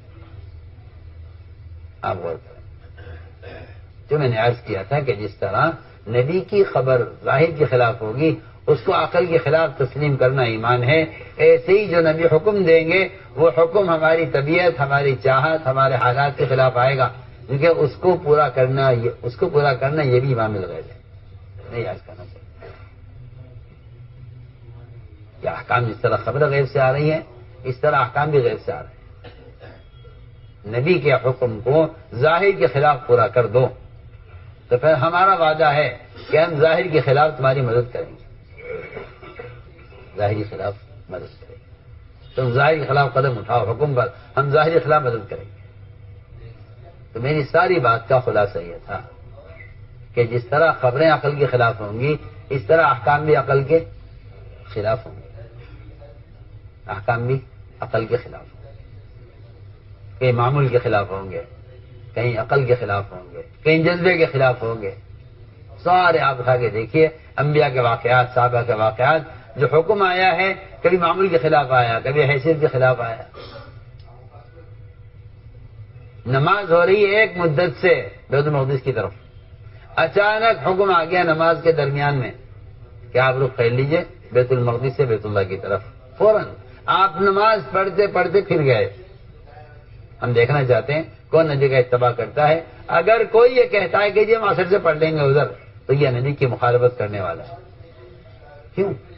اس لیے کہ حکم کو جو ٹال دے گا اس نے حکم کو ضائع کر دیا، حکم کو ضائع کر دیا، حکم ٹالا نہیں جائے گا۔ کیونکہ اگر آپ اس پر بعد میں عمل کر لیں تو بعد میں عمل کرنے کو اطاعت نہیں کہتے۔ جیسے میں نے مثال آپ کو کتنی سی مثال دی ہے، اگر صحابہ یہ کہتے کہ جی ابھی تو کھا لو، مدینے جانے کے بعد نہیں کھائیں گے، تو آپ نے حکم ٹال دیا، آپ نے حکم ٹال دیا۔ اب اس حکم کے بعد میں حکم پورا کرنے پر وہ وعدہ ہی نہیں ہے جو وعدہ پورا کرنے پر تھا۔ صاحب نے کہا جی ٹھیک ہے حکم ہے، ہم چھوڑ دیتے ہیں۔ اس لیے کہ آپ کو اطاعت پر کا بدلہ جب ملے گا جب آپ اس حکم کو اس وقت پورا کریں جب حالات میں ہو۔ اگر آپ نے حالات کی وجہ سے حکم کو ضائع کر دیا تو آپ نے حکم نہیں ضائع کر دیا، آپ نے وعدے کو ضائع کر دیا، آپ نے وعدہ ضائع کر دیا، آپ نے وعدہ ضائع کر دیا، آپ نے حکم نہیں ضائع کیا، آپ نے وعدہ ضائع کر دیا۔ لیکن وعدہ جب ہے جب آپ حکم کو حال کے امر کو فوراً پورا کر دیں تو اس پر وعدہ ہے۔ آپ صلی اللہ علیہ وسلم نے جب بھی وعدے کیے اپنی امت سے برے حالات میں وعدے کیے، آپ اس پر غور کریں۔ کوئی وعدہ اچھے حالات میں نہیں ملتا، آپ غور کیجئے، سارے وعدے برے حالات میں۔ منافقین کی چھٹائی اسی لیے ہوئی کہ وعدے کیے گئے ہیں سب برے حالات میں نہیں۔ خندق کے حالات بہت برے تھے، خندق کے حالات بہت برے تھے، دشمن زیادہ، صحابہ کی تعداد کم، ہتھیار کم، بھوک زیادہ، کھانے کے لیے کچھ نہیں، سردی زیادہ، پہننے کے لیے کچھ نہیں۔ یہ سارے حالات، اور ان حالات میں سب سے بڑی جو پریشانی آ گئی وہ ایک چٹان اڑ گئی بیچ میں، ایک چٹان بیچ میں اڑ گئی، جس کی وجہ سے خندق کا کام رک گیا کہ یہ چٹان آ گئی ہے، ٹوٹتی نہیں۔ منافقین نے حالات دیکھے، یعنی کہ حالات دشمن جو ہے وہ غالب آ رہا ہے، ان کے حالات خراب ہو رہے ہیں۔ کیونکہ منافقین کا کام یہ تھا کہ وہ دور رہ کر حالات دیکھتے تھے کہ دیکھو ان کے ساتھ معاملہ کیا ہوتا ہے، اگر ان کو فتح ہوئی اور مال غنیمت کی امید ہوئی تب تو ہم آگے بڑھیں گے، اور اگر شکست ہے تو پھر ہم پہلے سے پیچھے ہیں۔ اللہ مجھے معاف فرمائے، اللہ دین کے کاموں میں لوگ تعاون یہ سوچ کر کرتے ہیں کہ دیکھو اگر یہ غالب آگے تو ان کا ساتھ دیں گے، یہ غالب آگے تو ان کا ساتھ دیں گے. انہیں حق کی خبر نہیں ہوتی، انہیں حق کی کچھ خبر نہیں ہے، انہیں حق کی کچھ خبر نہیں ہے. یہ تو منتظر ہیں کہ دیکھو کس کو غلبہ حاصل ہوتا ہے. اور اللہ تعالیٰ کا نظام یہ ہے کہ اللہ تعالیٰ آپ صلی اللہ علیہ وسلم سے وعدے ہمیشہ ان حالات میں کرواتے ہیں جب دیکھتے ہیں کہ حالات خراب ہیں، تاکہ کمزور شک رکھنے والے دلوں میں یہ ایک طرف ہو جائے. آپ سنیے تو صحیح، خندق کے حالات اور آپ کا وعدہ. آپ نے فرمایا صحابہ سے کہ آج مجھے اس شیطان کے دوڑنے میں کیسر کسرا کے محلات کا فتح ہونا نظر آ گیا. مدائن کے شہر میرے سامنے پیش کیے گئے، سب کی فتح کی خبر آ گئی.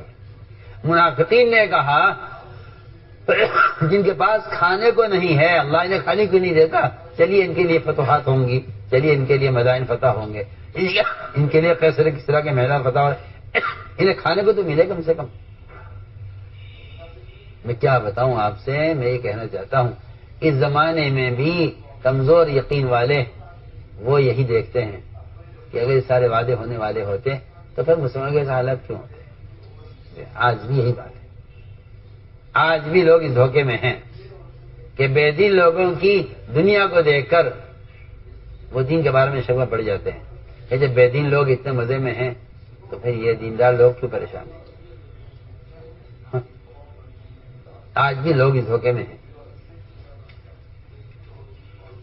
اور اللہ تعالیٰ دیندار لوگوں کے حالات کو تھوڑا سا بگاڑیں گے بے دین لوگوں کے امتحان کے لیے. وہ یا تو دین کو یہ کہہ کر اختیار کر لیں گے کہ حکم پورا کرنا ہے، یا دین کو کہہ کر چھوڑ دیں گے کہ بھئی دینداروں کے حالات ہم دیکھ رہے ہیں، حالات ٹھیک نہیں ہیں. سیدھی بات. تو میں نے عرض کیا کہ آپ صلی اللہ علیہ وسلم نے جو وعدہ کیا ہے ہمیشہ برے حالات میں کیا ہے. منافقین نے کہا سارے وعدے دھوکائیں، کچھ نہیں ہوگا. اور صحابہ نے آپ کی بات سن کر تکبیر کہی. یہ اس بات کی علامت تھی کہ ہم امتحان لینا چاہتے ہیں. آپ دیکھیے کہ سارے وعدے برے حالات میں کیے گئے. حدیبیہ میں کتنا دب کر صلح ہو رہی ہے، ہر بات کفار کی مانی جا رہی ہے. ہمارا آدمی آئے گا آپ کو واپس کرنا ہوگا، ہمارا آدمی آپ کے پاس آئے گا آپ کو واپس کرنا ہوگا، آپ کا آدمی ہمارے پاس آئے گا ہم واپس نہیں کریں گے. سارا ظلم ہی ظلم تھا جو لکھا گیا ہے. اور میں آج جو مجھ سے چاہیں گے میں کروں گا. جہاں تک کہا کہ یہ رسول جو آپ نے لکھا ہے اس میں اس کو مٹائیے، ہم رسول آپ کو نہیں مانیں. صحابہ نے کہا جی ہم تو مٹا نہیں سکتے. فرمایا لاؤ مجھے دو میں مٹا دیتا ہوں. اللہ تعالیٰ نے آپ کو صرف اس وقت اللہ نے آپ کو اتنا علم دیا کہ آپ کو رسول لکھا ہوا نظر آ گیا. ورنہ آپ نہیں جانتے رسول کہاں لکھا ہوا ہے، کیسے لکھا جاتا ہے. آپ کو لکھا پڑھا نہیں آتا. آپ نے دیکھا رسول لکھا ہوا ہے، اللہ نے آپ کو دکھلایا، آپ نے اپنے ہاتھ اس کو مٹا دیا، کاٹ دو اس کو. آپ دیکھیے تو صحیح، ابھی وہاں سے آپ ہٹے نہیں کہ اللہ نے فرمایا کہ ہم نے آپ کو کھلی فتح دیا. حدیبیہ میں فتح کی خوشخبری، خندق میں کیسر کسرا کے محلات کے فتح ہونے کی خوشخبری. سارے وعدے کتنے ہو رہے ہیں، برے حالات میں ہو رہے ہیں. میں نے تو عرض کیا نا کہ سراقہ صاحب نے کب وعدہ کیا اور بکر بن وائل قبیلے سے آپ نے کن حالات میں وعدہ کیا. تو میرے بزرگ دوستوں عزیزوں، ساری بات کا خلاصہ یہ ہے کہ جس وقت جو حکم آئے اس کو یقین کے ساتھ اس وقت پورا کیا جائے. یقین کے ساتھ اس وقت اس کو پورا کیا جائے. اس لیے ہم نے عرض کیا کہ ایمان بالغیب اصل ہے. دوسری بات یہ ہے کہ ایمان تو اطاعت کا نام ہے. اس لیے اللہ نے قرآن میں سب سے پہلا فریضہ نماز جو سب سے پہلا عمل ہے اس کو قرآن میں ایمان کہا گیا ہے. قرآن میں اس کو ایمان کہا ہے. ایمان اطاعت کو کہتے ہیں. فرمایا حدیث میں کہ مومن نکیل پڑے ہوئے اونٹ کی طرح ہے، جہاں چلاؤ گے چلے گا، جہاں بٹھاؤ گے بیٹھ جائے گا. مومن نکیل پڑے ہوئے اونٹ کی طرح تابع ہے. اب احادیث میں ایمان کی علامتیں غور کریں. احادیث میں ایمان کی علامتیں غور کریں. ایمان کی علامت اطاعت ہے. بس ایمان کی علامت اطاعت ہے. ایمان کی علامت اطاعت ہے. میں عرض کر چکا ہوں کہ ظاہر کے خلاف بدل ہو جانا نہ ایمان کی علامت ہے، نہ ایمان کا کمال ہے، نہ ایمان کا نتیجہ ہے، نہ ایمان سے مقصود ہے، کچھ نہیں. ایمان کی علامت یہ ہے کہ حکم پورا ہو ظاہر کے خلاف، حکم پورا ہو ظاہر کے خلاف. ایمان کی علامت یہ ہے کہ حکم پورا ہو ظاہر کے خلاف. اس لیے بات سب کے ذہن میں رہے کہ ایمان چھپنے کی چیز نہیں ہے. ایمان چھپنے کی چیز نہیں ہے. جس طرح نفاق نہیں چھپ سکتا، ایمان بھی نہیں چھپ سکتا. آج کے لوگوں کو دھوکہ لگا ہے، بھائی ایمان دل کی چیز ہے، کسی کے ظاہر کو مت دیکھو. ایمان، یہ دھوکہ لگا ہے لوگوں کو، مسلمانوں کو خاص طور پر، کہ ایمان دل کی چیز ہے، کسی کے ظاہر کو مت دیکھو. یہ ایک ایسی تھپکی دی ہے شیطان نے مسلمانوں کو، یہ شیطان نے ایسی تھپکی دی ہے مسلمانوں کو اور ایسا مطمئن کیا ہے مسلمانوں کو کہ دیکھو ایمان کا ظاہر سے کوئی تعلق نہیں ہے، ایمان تو دل کی چیز ہے، ایمان دل میں ہوتا ہے. آپ کسی کے ظاہر کو مت دیکھیں کہ ان کی شکل کیسی ہے، ان کا لباس کیسا ہے، ان کے طریقے کیسے، ان کی شادیاں کیسی ہیں، یہ مت دیکھو سب، کیونکہ ایمان دل کی چیز ہے. سننا میں کیا کہہ رہا ہوں؟ ایمان دل کی چیز ہے. یہ بات ایمان دل میں چھپا ہوا ہے، یہ بات اس کافر کے لیے کہی جا سکتی ہے جو آدھا منٹ پہلے کافر تھا، تلوار دے کر اس نے کلمہ پڑھا ہے. یہ بات صرف اس کافر کے لیے ہے. سننے میں کیا کہہ رہا ہوں؟ یہ بات صرف اس کافر کے لیے ہے جو آدھا منٹ پہلے، چند سیکنڈ پہلے کافر تھا. جیسی تلوار اس کے سر پر آئی حضرت مقداد کی، اس نے کہا اشہد ان لا الہ الا اللہ. حضرت مقداد نے کہا کہ یہ ظاہری اسلام ہے، اس کا دل میں نہیں ہے، زبان سے کہہ رہا ہے، اور اپنی جان بچانے کے کلمہ پڑھا ہے. انہوں نے اس کو قتل کر دیا. آپ نے فرمایا مقداد تم اس کا دل چیر کر بھی دیکھ لیتے، تمہیں ایمان نظر نہ آتا، یہ اس کے اللہ کے درمیان کا معاملہ تھا. تم نے ظاہر کو کیوں دیکھا؟ اس کے دل میں ایمان، اس کے دل کے ایمان کی تمہیں کیا خبر؟ سنیے تو صحیح میں کیا کہہ رہا ہوں. جس کافر نے تلوار دے کر کلمہ پڑھا ہے اس کے بارے میں کہا جا سکتا ہے کہ کسی کے ظاہر کو مت دیکھو، ایمان دل کی چیز ہے. آپ سوچئے تو صحیح، مسلمان نے اس بات کو لے کر کیا بہانہ بنایا ہے کہ بھئی ہمارا لباس، ہماری شادی، ہماری تجارت، ہماری شکل مت دیکھو. ہم نماز کیسی پڑھتے ہیں، ذکر کیسا کرتے ہیں، تہجد کیسی پڑھتے ہیں، تلاوت رات میں کیسے کرتے ہیں، ہماری تسبیحات، ہمارے معمولات، آپ کو معلوم نہیں ہمارا اللہ کا معاملہ کیسا ہے اندر. میں کہتا ہوں اللہ کی قسم کھا کر کہ جو آدمی متبع سنت نہیں ہے اس کے ایمان میں فرق ہے. پکی بات. جو آدمی پکی بات، جو آدمی ظاہر کے اعتبار سے متبع سنت نہیں ہے اس کے ایمان میں فرق ہے. وہ اس چکر میں نہ رہے کہ ایمان دل کی چیز ہے. صاف بات. اس کے دل میں ایمان ہوگا، اس کا ایمان اس کے جسم سے ظاہر ہو کر رہے گا. اس کا ایمان اس کے جسم سے ظاہر ہو کر رہے گا. پکی بات. قرآن حدیث بھرے ہوئے ہیں اس سے.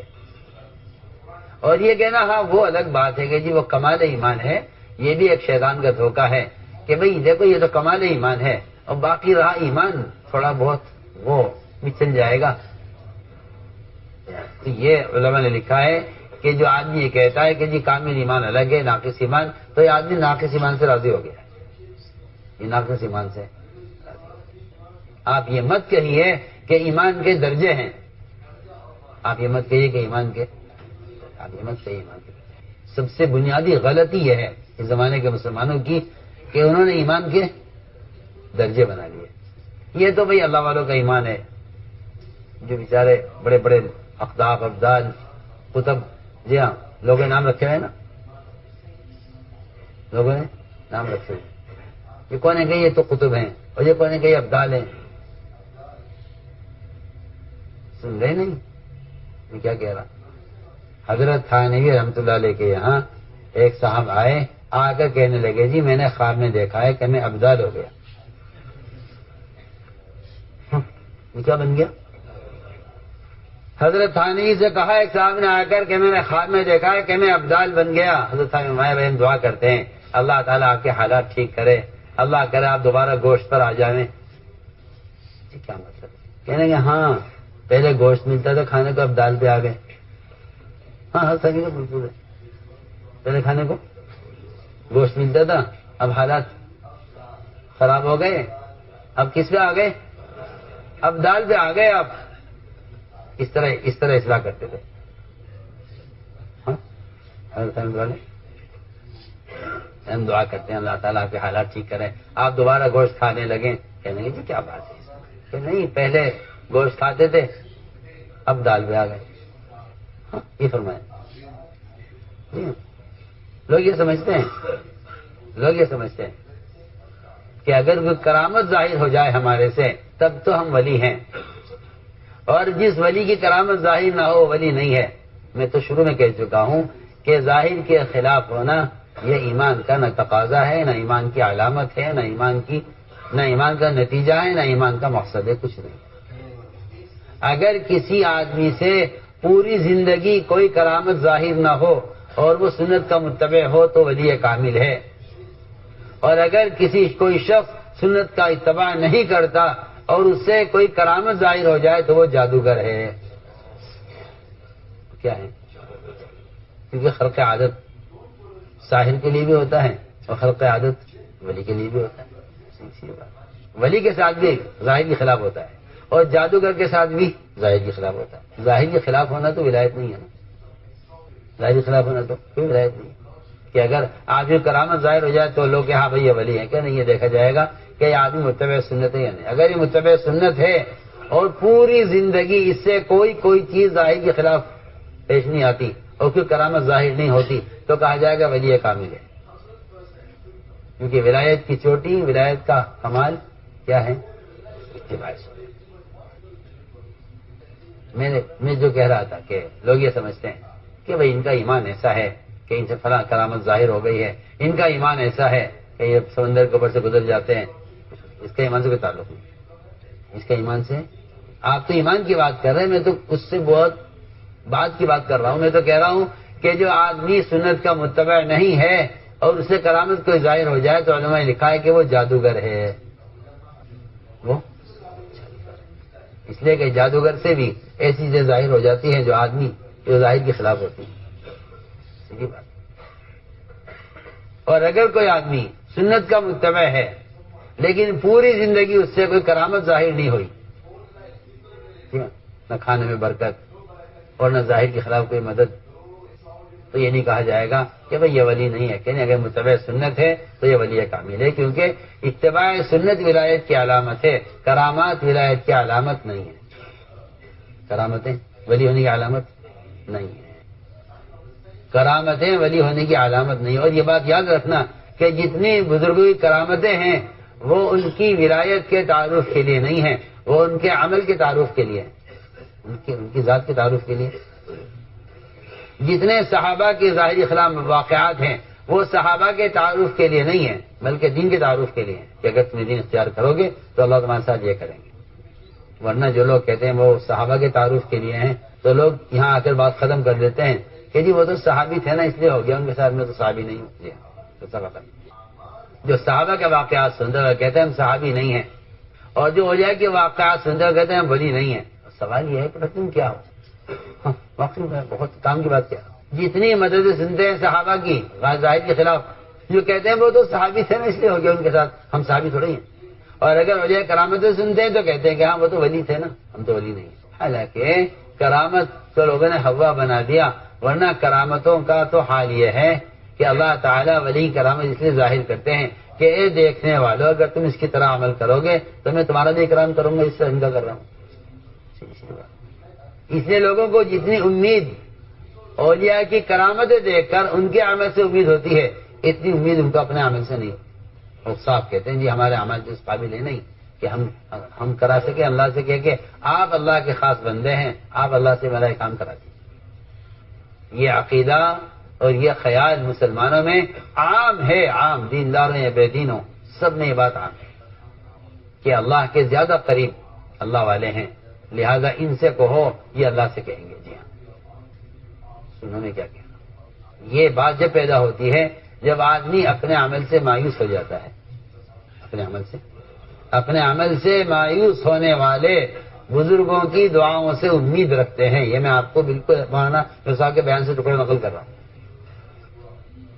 دوسروں کی دعاؤں کا سہارا ان کو چاہیے ہوتا ہے جو اپنے عمل کے اعتبار سے بے سہارا ہوتے ہیں. صاحب کہتے ہیں کہ ہمارا عمل اس قابل نہیں، ہم کیا کریں؟ جو حالات آ رہے ہیں ہمارے پاس عمل ہی نہیں ہے. ہم تو سوال اس بات کا ہے کہ اللہ تم پر حال لائے تھے تمہیں راستے پر لانے کے لیے.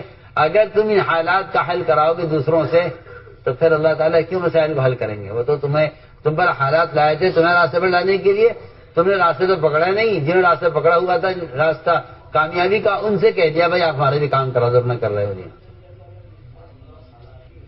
یہ اس لیے فرمایا کہ نہیں، بات یہ ہے کہ ایمان کی اپنی علامتیں ہیں، اور ایمان کی علامت یہ ہے کہ جس کا ایمان میں جتنا کمال ہوگا اس میں اتباع سنت کا اتنا کمال ہوگا. اس لیے میں صاحب سے بات کرتا ہوں، اگر کوئی آدمی دیکھنا چاہتا ہو کہ اس کا ایمان کتنا ہے، جی ہاں، تو آج کل بیچارے لوگ بالکل ناواقف اور نادان ہیں.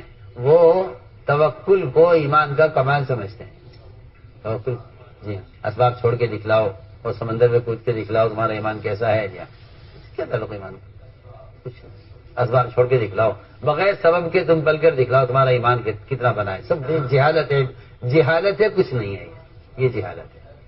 اسباب ترک کر کے جینا، جی کر دکھلاؤ تو پتہ چلے گا تمہارا ایمان کتنا بنا ہے. یہ جہالت ہے، تو کچھ نہیں ہے. یہ چیز ہمارے ماحول میں بہت عام ہو گئی ہے. لوگ یہ سمجھتے ہیں کہ جو اسباب اختیار کرے اس میں توکل نہیں ہے. اسباب اختیار کرے اس میں توکل نہیں ہے، اور جو اسباب چھوڑ کر دکھاوے جی کر ہاں بھائی یہ توکل والا ہے. یہ کیا بات ہے؟ نہ اسباب کا اختیار کرنا توکل کے خلاف ہے، نہ اسباب کا ترک کرنا توکل ہے. کچھ نہیں، کچھ نہیں. بلکہ اگر یہ کہا جائے کہ اسباب کا اختیار کرنا توکل ہے، اسباب کا اختیار کرنا توکل ہے، اسباب کو چھوڑنا توکل نہیں. کیوں؟ توکل کسے کہتے ہیں؟ توکل کہتے ہیں اپنی حاجت کو مخلوق سے چھپانا.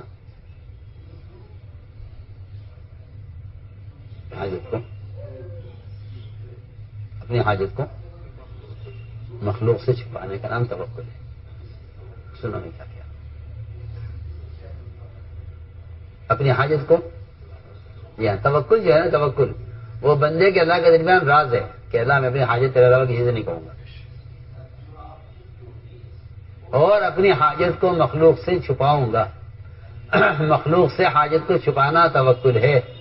اس لیے تجارت جو لوگ کرتے ہیں وہ تجارت اپنی حاجت کو مخلوق سے چھپانے کے لیے کرتے ہیں. لیکن اس زمانے میں لوگ اس کو سمجھتے نہیں ہیں. وہ سمجھتے ہیں کہ اسباب کا ترک کرنا توکل ہے. ہم کہتے ہیں نہیں، اسباب کی اختیار کرنا توکل ہے. اسباب اختیار اس لیے کرو تاکہ میں مخلوق اپنی حاجت کو چھپاؤں. جیسے آدمی کپڑے پہنتا ہے اپنے سر کو چھپانے کے لیے، اس لیے اسباب اختیار کرو اپنی حاجت کو مخلوق سے. یہ کیا کرتے ہیں؟ دکان ہے. کیوں کرتے ہیں دکان؟ یہ دکان اس لیے کرتے ہیں تاکہ لوگ نہ سمجھے کہ ہم حاجت مند ہیں. تجارت کرتے ہیں، ملازمت کرتے ہیں، اور لوگ اس چکر میں ہیں کہ ایسا ایمان بن جاوے کہ جو ہمیں اسباب سے فارغ کر دے. یہ حماقت ہے. یہ کیا ہے؟ یہ حماقت. اسباب چھوڑ دیں گے نا تو لوگ آپ کی مدد کریں گے کہ بھئی یہ کچھ کرتے نہیں، چلو ان کی مدد کرو. جی ایسے آدمی متوکل نہیں ہے بلکہ متعقل ہیں. جی ہاں، کھاتے پیتے پھرتے ہیں کہ لوگ ان کی مدد کر دیں. یہ جتنے فقراء ہیں نا سوال کرتے ہیں، یہ سارے فقراء یہ سب کے سب اپنے اسباب چھوڑ کر انہیں مخلوق سے مانگنے کی عادت ہو گئی ہے. اس لیے ان کے اندر سے کمانے کی صلاحیت ختم ہو گئی ہے. کمانے کی صلاحیت ختم ہو گئی. کیوں؟ اس لیے کہ حدیث میں آتا ہے کہ جو اپنے اوپر سوال کا دروازہ کھول لیتا ہے اللہ اس پر فقر کا دروازہ کھول دیتے ہیں. فقیروں پر فقر کا دروازہ اس لیے کھلا ہوا ہے تو انہیں سوال کا دروازہ کھولا ہوا ہے.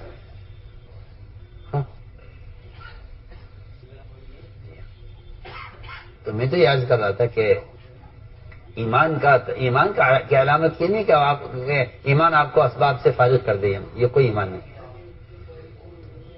یہ کوئی ایمان نہیں. ہاں، یہ ایمان بے شک ہے کہ آپ کو آپ کا ایمان حرام اسباب سے روک دے. حرام اسباب سے آپ کو کہ میں سودی کاروبار نہیں کروں گا کہ ایمان کا تقاضا ہے. میں غبن نہیں کروں گا ایمان کا تقاضا ہے. میں ملاوٹ نہیں کروں گا کہ ایمان کا تقاضا ہے. لیکن حلال اسباب کو ترک کر کے دکھلانا اپنا ایمان بتانے کے لیے یہ کچھ نہیں ہے. ایک بزرگ سے کہا گیا کہ ذرا بتائیے آپ کا ایمان کیسا ہے, آپ ذرا سمندر میں کود کے دکھلائیے. کہ نہیں, میں اپنے اللہ کو آزمانا نہیں چاہتا. نے اللہ کو عجیب جواب دیا کہ نہیں, وہ تو اللہ ہمیں آزمائیں گے, ہم تھوڑی اللہ کو آزمائیں گے. کہ جن سمندر میں کود کے دیکھتے ہمارا ایمان کیسا بنا ہے. ہم نے رب کو آزمانا نہیں چاہتے, ہم اپنے رب کو آزمانا نہیں چاہتے. یہ سمجھنے کی چیزیں ہیں یہ. ورنہ لوگ بیچارے صحابہ کی غیبی مدد سن کر اس چکر میں ہمارا ایمان ایسا ہو جاوے, ہمارا ایمان ایسا ہو جاوے. میرا ایمان ایسا ہو جائے جو مجھے جھوٹ سے روک دے, جو مجھے حرام سے روک دے, جو مجھے میری زبان کو غیبت سے روک دے. یہ ایمان مانگنے کی چیزیں یہ ہیں. لیکن جب دنیا کے محبت دل میں بیٹھ جاتی ہے نا, تو غیبی مددوں کا حاصل وہ ایمان کا کمال بن جاتا ہے. لوگ تمنا کرتے ہیں کاش ہمارا ایمان بھی ایسا ہو جائے جیسا صحابہ کا تھا. حالانکہ ان کے ایمان کو اطاعت میں دیکھو, پھر اس اطاعت کے نتیجے میں ان کی غیبی مددیں دیکھو. ان کی غیبی تو وہ ان کی اطاعت کا کمال ہے, اور اطاعت کا کمال ان کے ایمان کا کمال ہے. یہ تو میں نے عرض کیا کہ بنیادی بات کہ ایمان دل میں چھپنے کی چیز نہیں ہے. ایمان تو اتباع سنت میں ظاہر ہو کر رہے گا. ایمان ظاہر ہو کر رہے گا. ایمان دل میں چھپنے کی چیز نہیں. ایمان دل میں چھپنے کی چیز نہیں ہے. ایمان اتباع سنت میں ظاہر ہو کر رہے گا. اس لیے آج کل جو ایک ذہن بن گیا ہے کہ بھئی کسی کے ظاہر کو مت دیکھو, تمہیں نہیں معلوم یہ اندر سے کیسا ہے. حضرت فرمائے گا رضی اللہ تعالیٰ عنہ, ہم تو ہر آدمی کے ظاہر کو دیکھیں گے. اگر اس کا ظاہر مسلمانوں کی طرح ہے تو اس پر اعتماد کریں گے, اس پر بھروسہ کریں گے, اس کو قریب کریں گے, اس کو استعمال کریں گے. اور جو اگرچہ وہ یہ کہے, اگرچہ اس کی جو ہے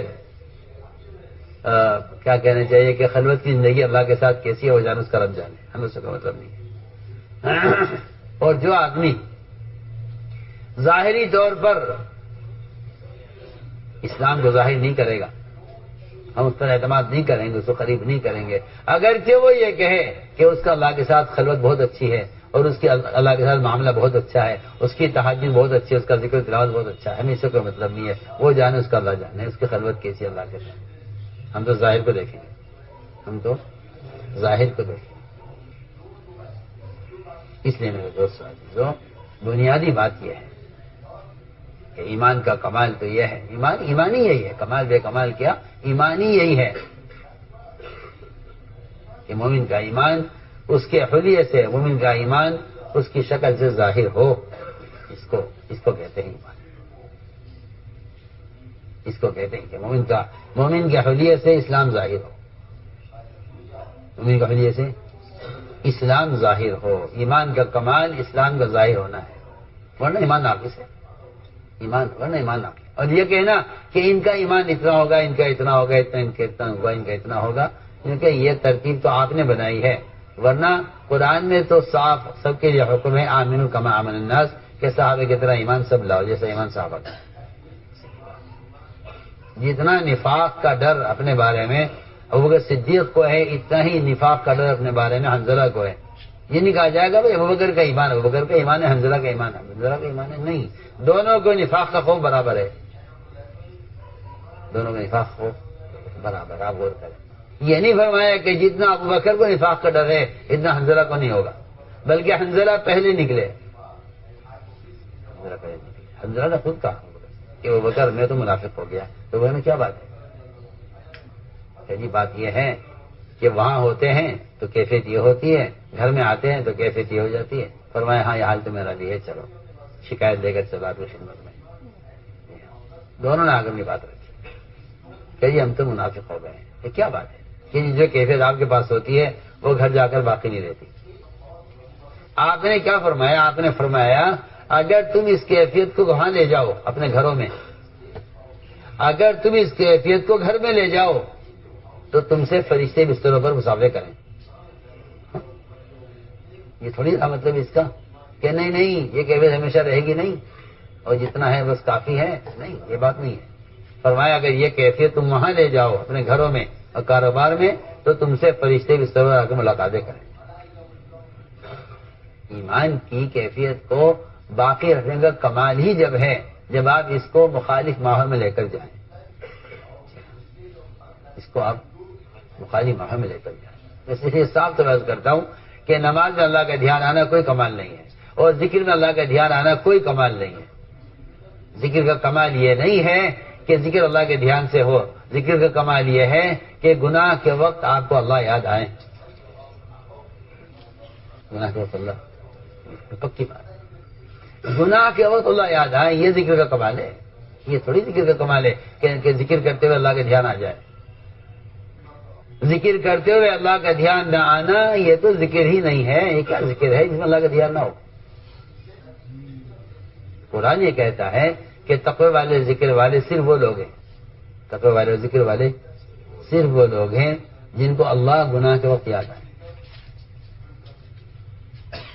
ان کو اللہ گناہ کے وقت یاد آئے۔ اس لیے میں ساتھ بات کرتا ہوں کہ ذکر کے دوران اللہ کا دھیان آ جانا یہ ذکر کا کمال نہیں ہے۔ ذکر کے دوران اللہ یاد آ جائیں یہ ذکر کا کمال نہیں ہے۔ گناہ کے وقت اللہ یاد آئیں یہ ذکر کا کمال ہے۔ آپ جانتے ہیں نماز کو ذکر اکبر کہا ہے، کیوں؟ کہ ذکر اکبر ہے، ذکر اکبر وہ نماز ہے جو مومن کو منکر سے روک دے۔ اگر گناہ کے وقت اللہ یاد آ جائیں اور یہ نماز اس کو اس گناہ سے روک دے تب کہا جائے گا کیا آپ کی نماز اللہ کے دھیان سے ہوئی ہے؟ ورنہ نماز میں اللہ کا دھیان آنا یہ نماز کا کمال نہیں ہے۔ ارے سنو دوسرے میں کیا کہہ رہا، ہم اور آپ تو بھی یہاں پہنچے ہیں اور یہاں پہنچ کر سمجھ رہے ہیں کہ ہم آخری درجے پر پہنچ گئے ہیں کہ نماز میں اللہ کا دھیان آتا ہے۔ آپ سوچئے، آپ کسی ڈاکٹر سے وقت لیں اور آپ کو دھیان نہ ہو ڈاکٹر سامنے بیٹھ کر کہ ڈاکٹر کیا کہہ رہا ہے۔ آپ کسی وکیل سے مقدمے کے لیے وقت لیں اور آپ کو کوئی دھیان نہیں کہ آپ وکیل سے کیا کہہ رہے ہیں، وکیل آپ سے کیا کہہ رہا، ہو سکتا ہے؟ آپ تو پورے متوجہ ہوں گے، قلم کاغذ لے کر بیٹھیں گے، ایک ایک بات کو لکھیں گے کہ میں نے وکیل سے کیا کہا ہے، وکیل نے کیا جواب دیا ہے، کام کیسے ہوگا۔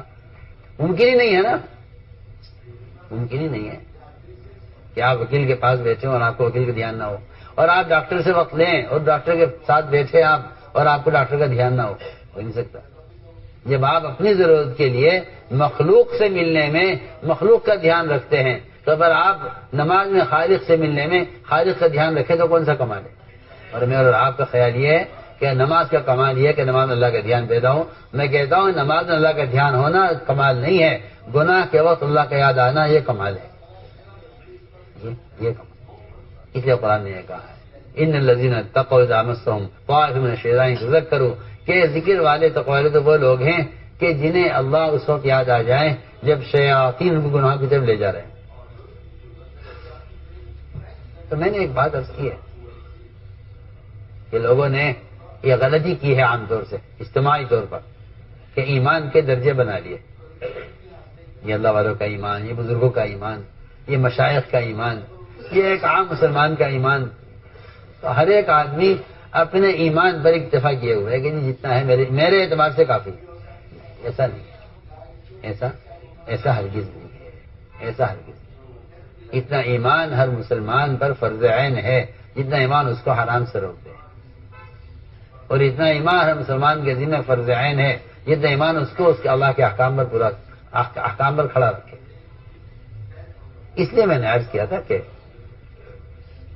آپ نے فرمایا اگر اس کیفیت پر اپنے گھروں میں اس کیفیت پر میرے پاس ہوتے ہو، اور یہ کوئی تعجب کی بات نہیں ہے۔ آپ دیکھیے، غور کیجیے، اپنے کھلیان میں اسے نماز پڑھ رہے ہیں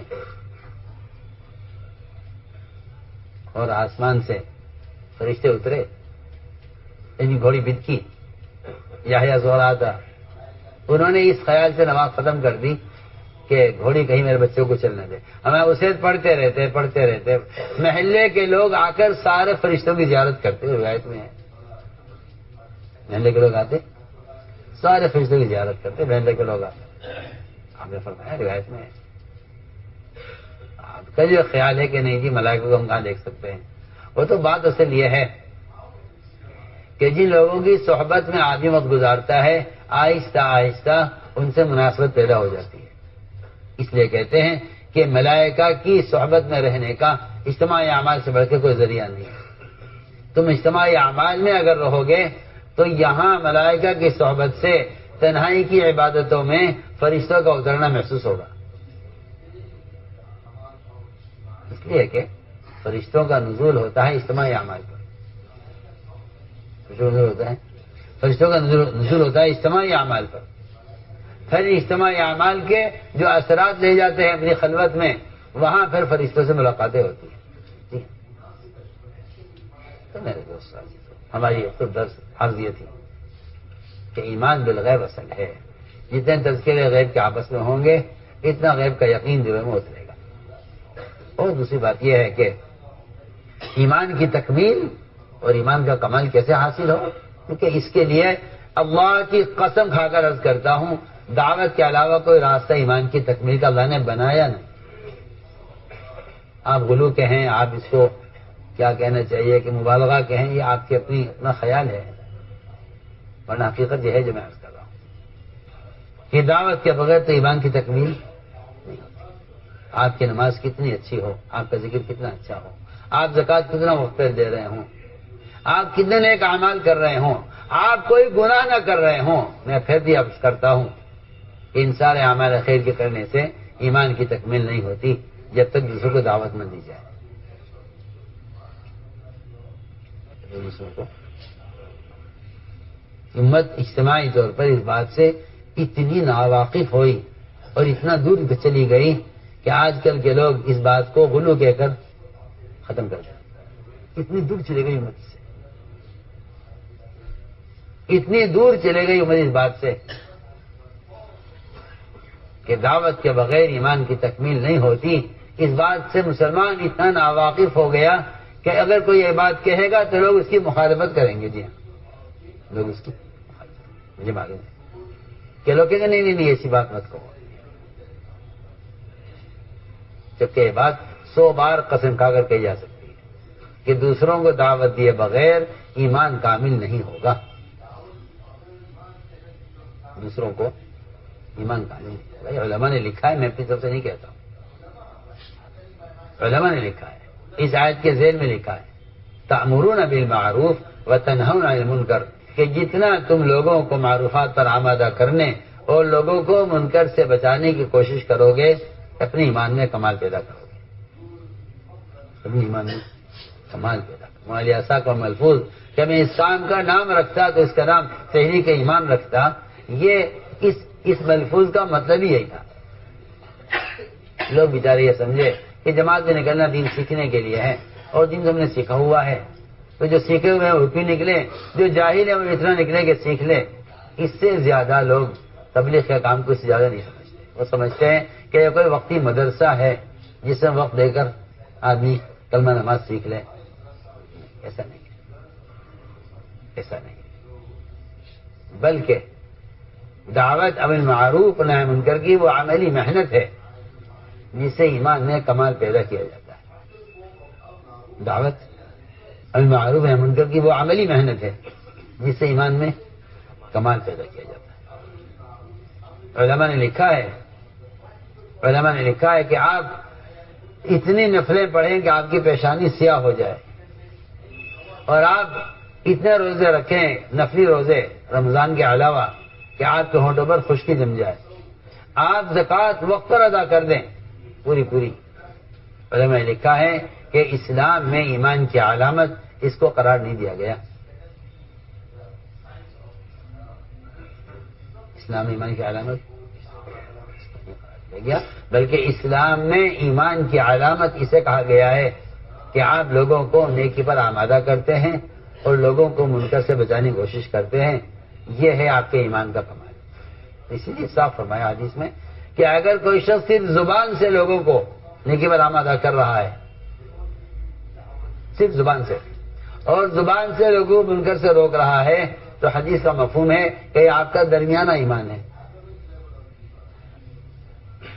یہ آپ کا اگر آپ ایسا کر رہے ہیں تو یہ آپ کا درمیانہ ایمان ہے. اور اگر آپ یہ نہیں کر رہے لیکن منکر کو دیکھ کر آپ کا دل دکھتا ہے اور آپ کو منکر کو دیکھ کر غم ہوتا ہے اور آپ دل سے اس منکر کو بدلنے کی کوشش کرتے ہیں دعا کے ذریعے, اندر کی کڑھن کے ذریعے, تو حدیث یہ کہتی ہے کہ یہ آپ کے سب سے کمزور ایمان کی علامت ہے. یہ آپ کا سب سے یعنی میرا ایمان کمزور ایمان ہے کہ میں زبان سے لوگوں کو دعوت نہیں دے رہا ہوں, منکر سے نہیں روک رہا, یہ میرا کمزور ترین ایمان ہے.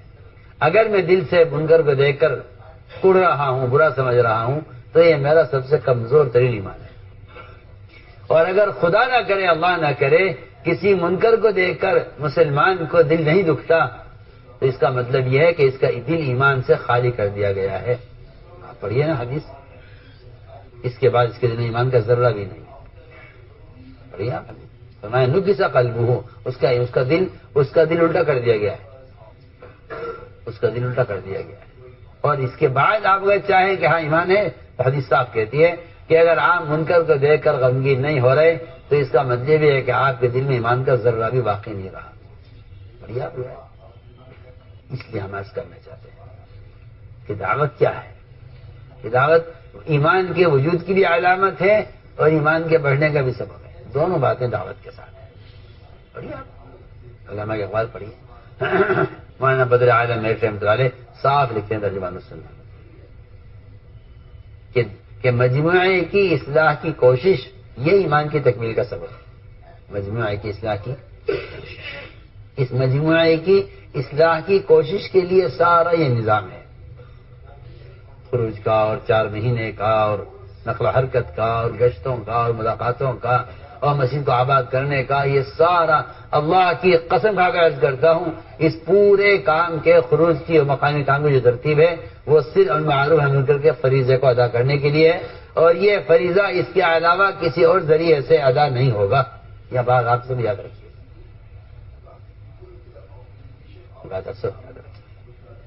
تو یہ فریضہ بدنی محنت کا سے ادا ہوگا. یہ فریضہ اگر آپ قلم سے چاہیں کہ یہ فریضہ ادا ہو جائے تو قلم سے امر معروف و منکر نہیں کیا جا سکتا. صاف صاف بات. اگر آپ قلم سے فریضہ ادا کرنا چاہتے ہیں تو یہ فریضہ قلم سے ادا نہیں ہوگا.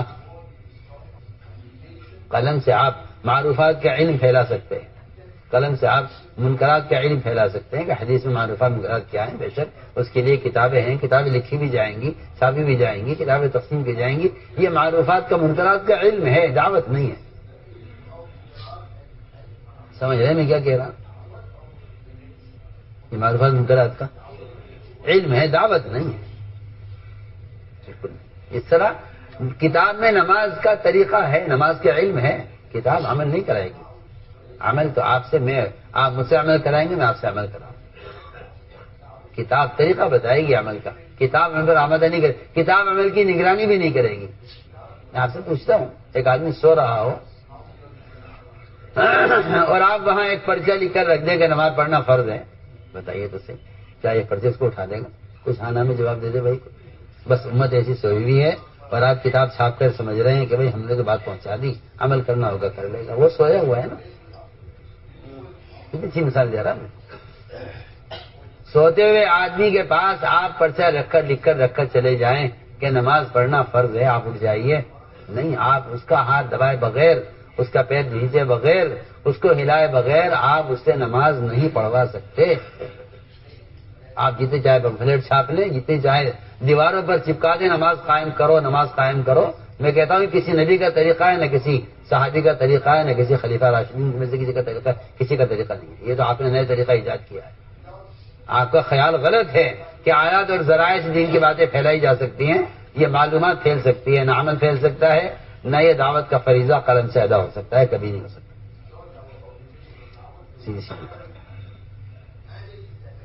تواصی بالحق, تواصی بالصبر, امر معروف نہی عن منکر ایک بدنی محنت ہے نماز کی طرح.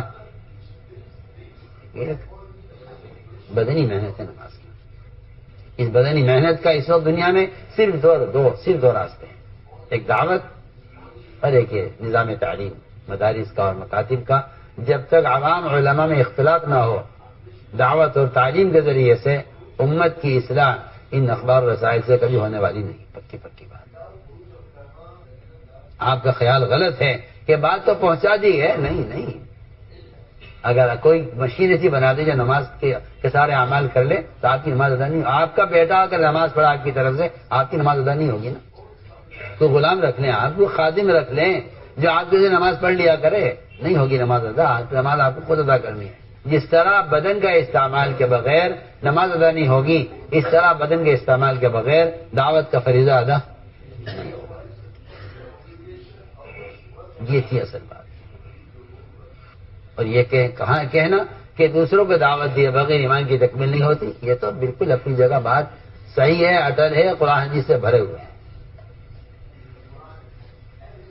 قرآن حدیث سے بھرے ہوئے ہیں، مگر ہم نے کبھی غور نہیں کیا. آپ سمجھتے ہیں بات پہنچانا تبلیغ ہے، ہم کہتے ہیں نہیں، خود جا کر دعوت دینا. بلغوا عنی ولو آیا، یہ ہے. آپ خود پہنچائے گا، آپ خود. اس لیے میرے دوست ساری نقل و حرکت اس مقصد کے لیے تھی کہ اپنے ایمان کی تکمیل کے لیے ہم دعوت دیتے ہیں. روزانہ میری اپنی ذاتی ضرورت ہے لوگوں کو آمادہ کرنا، کیونکہ ایمان میں جلا اور ایمان کے اندر زیادتی جو ہوتی ہے وہ دوسروں کا آمادہ کرنے سے ہی ہوتی ہے. پڑھیے آپ قرآن. اذا ذکر اللہ وجلت قلوبہم واذا تلیت علیہم آیاتہ. دیکھیے تو صحیح، جب احکام دوسروں کو سنائے جاتے ہیں، جب اللہ کی یاد دوسروں کو دلائی جاتی ہے، دونوں کا لفظ، دونوں کا ترجمہ تعدیہ کا معنی دے رہا ہے. جب عمل متعدی بنے گا تو ایمان کامل ہوگا. سمجھے میں کیا کہہ رہا ہوں؟ جب علماء سے کہہ رہا ہوں عمل متعدی بنے گا تو ایمان کی تکمیل ہوگی. ایک ہے اعمال لازم، ایک ہے متعدی. متعدی کا مطلب یہ ہے کہ آپ وہ کوشش کریں جس سے عمل والے 1 سے 2 بنے، 2 سے 10 بنے. اس لیے دوسروں کو اللہ کی یاد دلانا، اس سے عمل متعدی ہو جاتا ہے. اس سے عمل بیمار سے ملے تو آج کل ڈاکٹر کہتے ہیں بیماری منتقل ہو جائے گی. تو بتاؤ تو صحیح، جب مومن سے مل کر آمادہ کرے گا تو معروفات کا تعدیہ کتنا ہوگا. جب منکرات متعدی ہو رہے ہیں، منکر کرنے والوں کے ساتھ رہنے کی وجہ سے آدمی منکر کے اندر پڑ جاتا ہے. موٹی سی بات ہے کہ جب مسلمان کو نیکی پر آمادہ کرے گا تو اس سے معروفات کتنے متعدی ہوں گے. اگر آپ بیماری لکھ کر کسی کو دے دیں تو کیا اس بیماری کے پرچے پر لکھنے سے وہ آدمی بیمار ہو جائے گا؟ ہے تو میں بھی کچھ کہہ رہا ہوں نا. اگر آپ کاپیوں میں اور کاغذوں میں دین لکھ کر پھیلا دیں تو پھر اس سے نیکی متعدی کیسے ہو سکتی ہے جب بیماری متعدی نہیں ہو سکتی؟ ایک سوال ہے، بہت توجہ دینی پڑے گی اس کی طرف. ایک پرچے میں آپ لکھیں کینسر، بخار، گردے میں پتھری، ہارٹ اٹیک، یہ سارے امراض ایک پرچے میں لکھ کر کسی کی جیب میں رکھ دیں. آپ بتائیے وہ آدمی بیمار ہو جائے گا؟ بولو دوسری نہیں ہونے کا.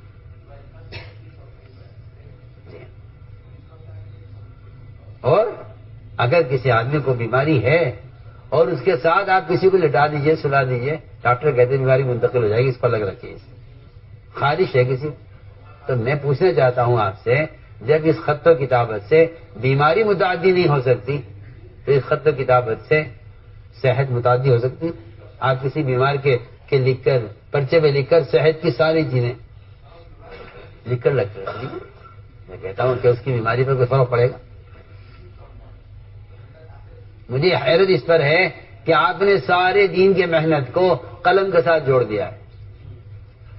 حالانکہ قلم عمل نہیں ہے، قلم عمل نہیں، قلم کوئی عمل نہیں، بلکہ حدیث میں دھیان رکھتا ہے کہ جتنا قلم زیادہ چلیں گے قیامت کے قریب آنے کی علامت. صحیح حدیث. علم اٹھا لیا جائے گا قیامت کے قریب، یہ بھی قیامت کی نشانی ہے، اور قلم زیادہ چلیں گے یہ بھی قیامت کی نشانی ہے. یہ بھی قیامت کی نشانی. اعمال متعدی جب بنتے ہیں جب آدمی کو عمل کا اجتماعی ماحول ملتا ہے کہ جس طرح جمع ہونے سے بیماریاں متعدی ہو جاتی ہیں، اس سے کہیں زیادہ جمع ہونے سے نیکیاں متعدی ہو جاتی ہیں. جو لوگ منکر کے ماحول میں جاتے ہیں وہ منکر کے عادی ہو جاتے ہیں، جو لوگ معروفات کے ماحول میں آئیں گے معروفات کے عادی ہو جائیں گے.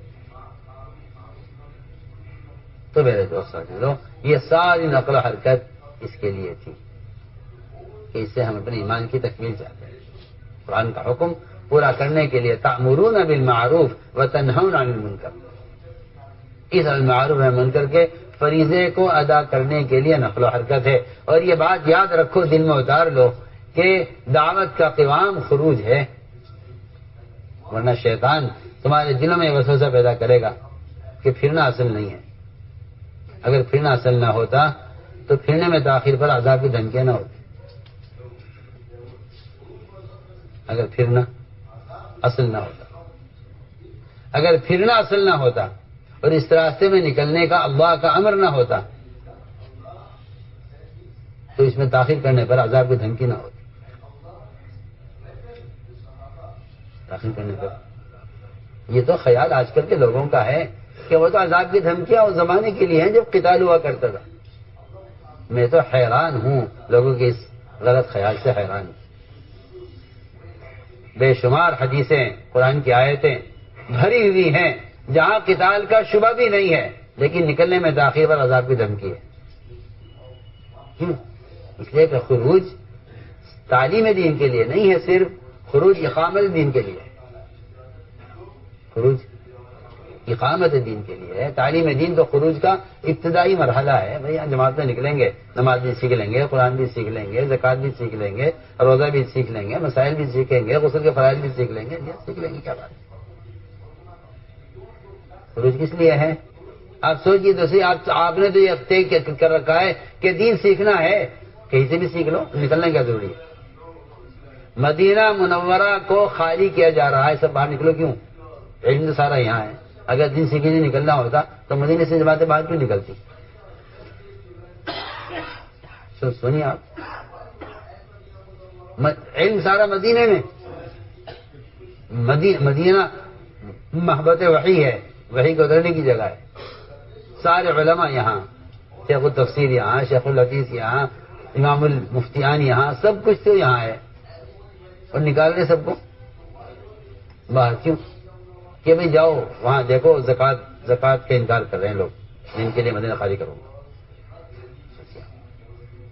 مدینے سے لکھ کر بھیجا جا سکتا تھا کہ وہ سجدت کا فیصلہ ہے کہ زکوٰۃ دو، کہ نہیں. اس لیے تھوڑی زکوٰۃ سے انکار کر رہے ہیں کہ انہیں زکوٰۃ معلوم نہیں ہے، آپ لکھ کر بھیج دیں کہ زکوٰۃ فرض ہے. نہیں، انہیں زکوٰۃ معلوم ہے، دیتے آ رہے تھے، اب نہیں دیں گے تو اس کے لیے ہم جا کر ان سے ملاقات کریں گے، ان کو مقابلہ کریں گے، انہیں اس طرح آمادہ کریں گے کہ زکوٰۃ دو. جہاں جہاں اسلام کی جماعت گزرتی تھی وہاں کے مرتدی اسلام واپس آ جاتے. آج اگر کوئی کہہ دے کہ نقل و حرکت کا چھوڑ دینا امت کو مرتد کر دے گا تو لوگ اسے غلو کہتے ہیں. اور ابو ہریرہ قسمیں کھا کھا کر یہ کہہ رہے ہیں کہ اس نے ابوبکر جماعت روانہ نہ کرتے تو اللہ کو سجدہ کرنے والا نہ ہوتا. سوچیے آپ میرے دوستوں، بات اصل یہ ہے کہ نکلنا اللہ کا امر ہے، ہم تو اس امر کو پورا کرنے کی نکل رہے ہیں. حالانکہ علماء نے لکھا ہے کہ جو آدمی اپنی ذات سے پورے دین پر چل رہا ہے مگر دوسروں کو آمادہ نہیں کرتا، یہ گناہ گار ہے. کیا ہے؟ حضرت ہمیں لکھا کہ نماز پڑھتا ہے لیکن دوسروں کو برابر آمادہ نہیں کرتا. تو یہ آدمی نماز پڑھنے کے باوجود اور نماز کا پابند ہونے کے باوجود یہ آدمی گناہ گار ہے. یہ آدمی گناہ گار ہے. تو میرے دوستوں، یہ عزم کر لو کہ انشاءاللہ ہمیں اس کام کو اللہ کا امر سمجھ کر کرنا ہے. والیاسا کا ملفوظ چھپا ہوا ہے. ہر سال 4 مہینے اگر اللہ کے راستے پھرنے کو اپنا جزو زندگی نہیں بناؤ گے ایمان کا مزہ نہیں چکھ سکتے. معمولی بات ہے یہ کہنا.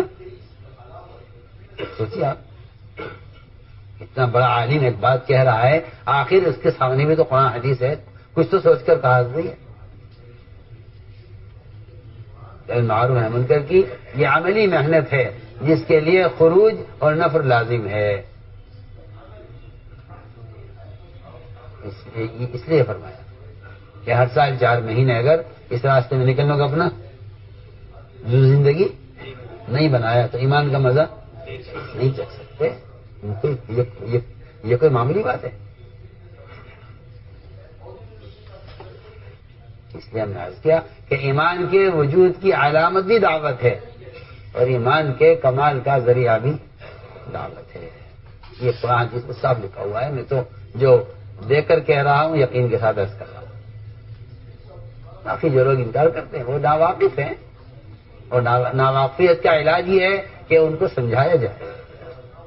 ان کو سمجھایا جائے کہ خروج کا مقصد یہ تھا. اس کے لیے ارادے کرو, نیتیں کرو, قدم اٹھاؤ اپنی کھلے خرچ کے ساتھ بیرون کے لیے بھی. اور سال والے علماء آتے ہیں آپ کو پیش کریں سال کے لیے